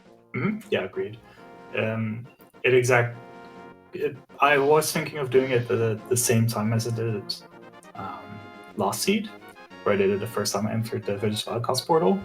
This time I thought I still had so much to do, even though there were more items that potentially could be on the pedestal, that it didn't really feel worth it, because I didn't have mids yet, I didn't have Bombos or Fire Rod yet for Ice Palace. So only once I got the mids and got Bombos, I really started thinking about it. But then I also could do Swamp, could do Ice. Those were like anywhere from 10 to 12 items or something. And then after Ice had nothing, I was like, okay, like you were saying, it was pretty much the perfect moment, because it either depends if I was thinking of maybe dipping Meyer, but it's so awkward to leave 2 dungeons with just the boss, and I didn't want to commit to the entire Bottom Eastern sequence yet. Yeah, we were kind of surprised from both of you guys that like you guys did not want to go to Pod and Eastern forever.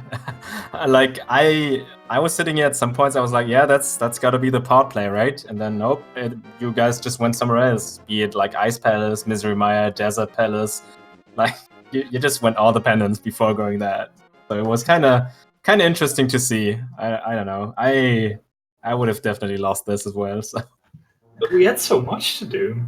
Like I kept finding stuff that opened up like an entire dungeon or something like the book didn't lead to anything yet. Let's try desert, or well, we got the flute for a reason, right? So let's check my area, and then it just kept on going. And even though nothing really worked out until you actually find out where the boat is, it really kept you busy, and you never really felt that bad despite doing all else. At least that's how it was for me, because every single time I was like, okay, yeah, I'll find something that at least gives me an idea of where to go, rather than struggling for singular locations. All right, makes sense. As I was saying earlier, I think like every decision, you guys have been around forever. Like you guys think about what you're doing, so there has to be a reason why you do certain things, right? And it's never like some random decision, I guess. So yeah, you just confirmed that. Thanks. Not just doing something randomly in randomizer. Novel idea. But all right, you guys have probably had your fill of interviews. Any last words for the audience or each other, or anything else you guys want to? I could talk to you guys forever. You know Aw. that. That was for everyone else besides us. So Yeah, we'll that's okay, take though. mercy on everyone.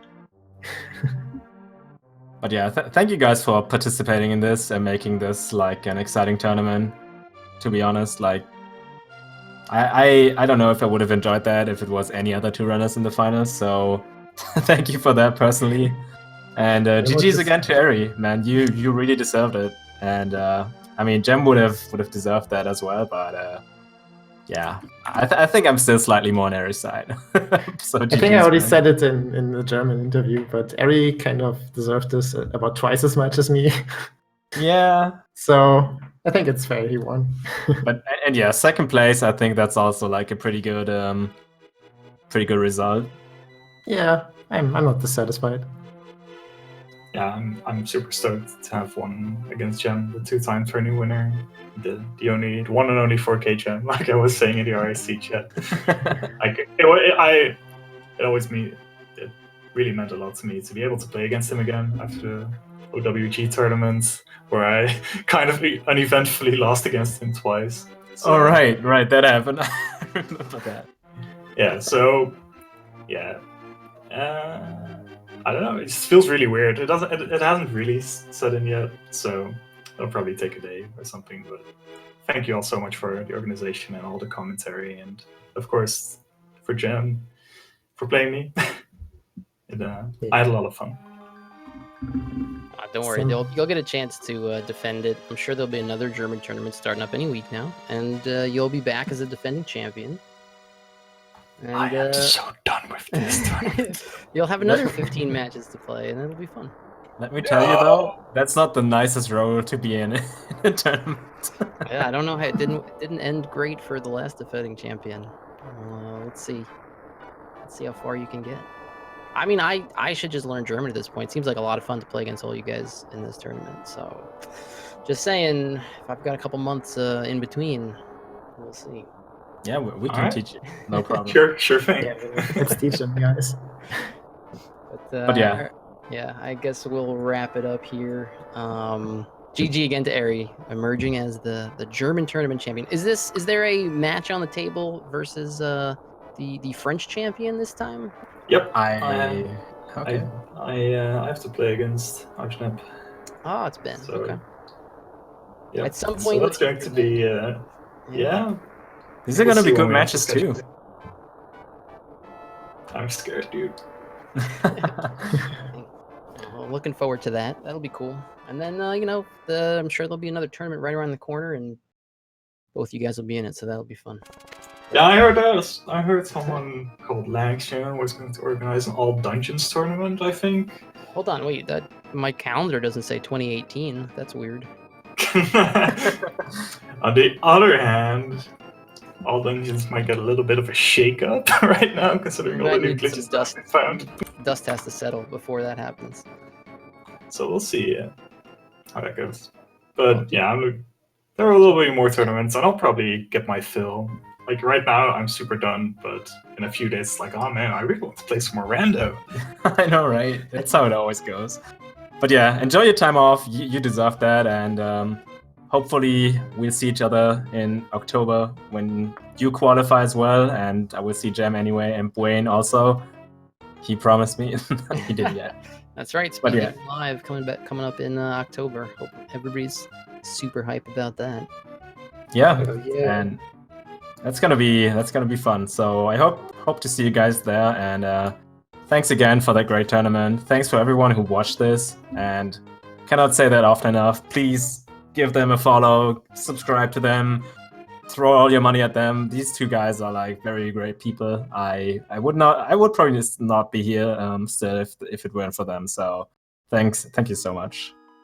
And yeah, that's it from my part. I don't know if you have something else to say, Wayne.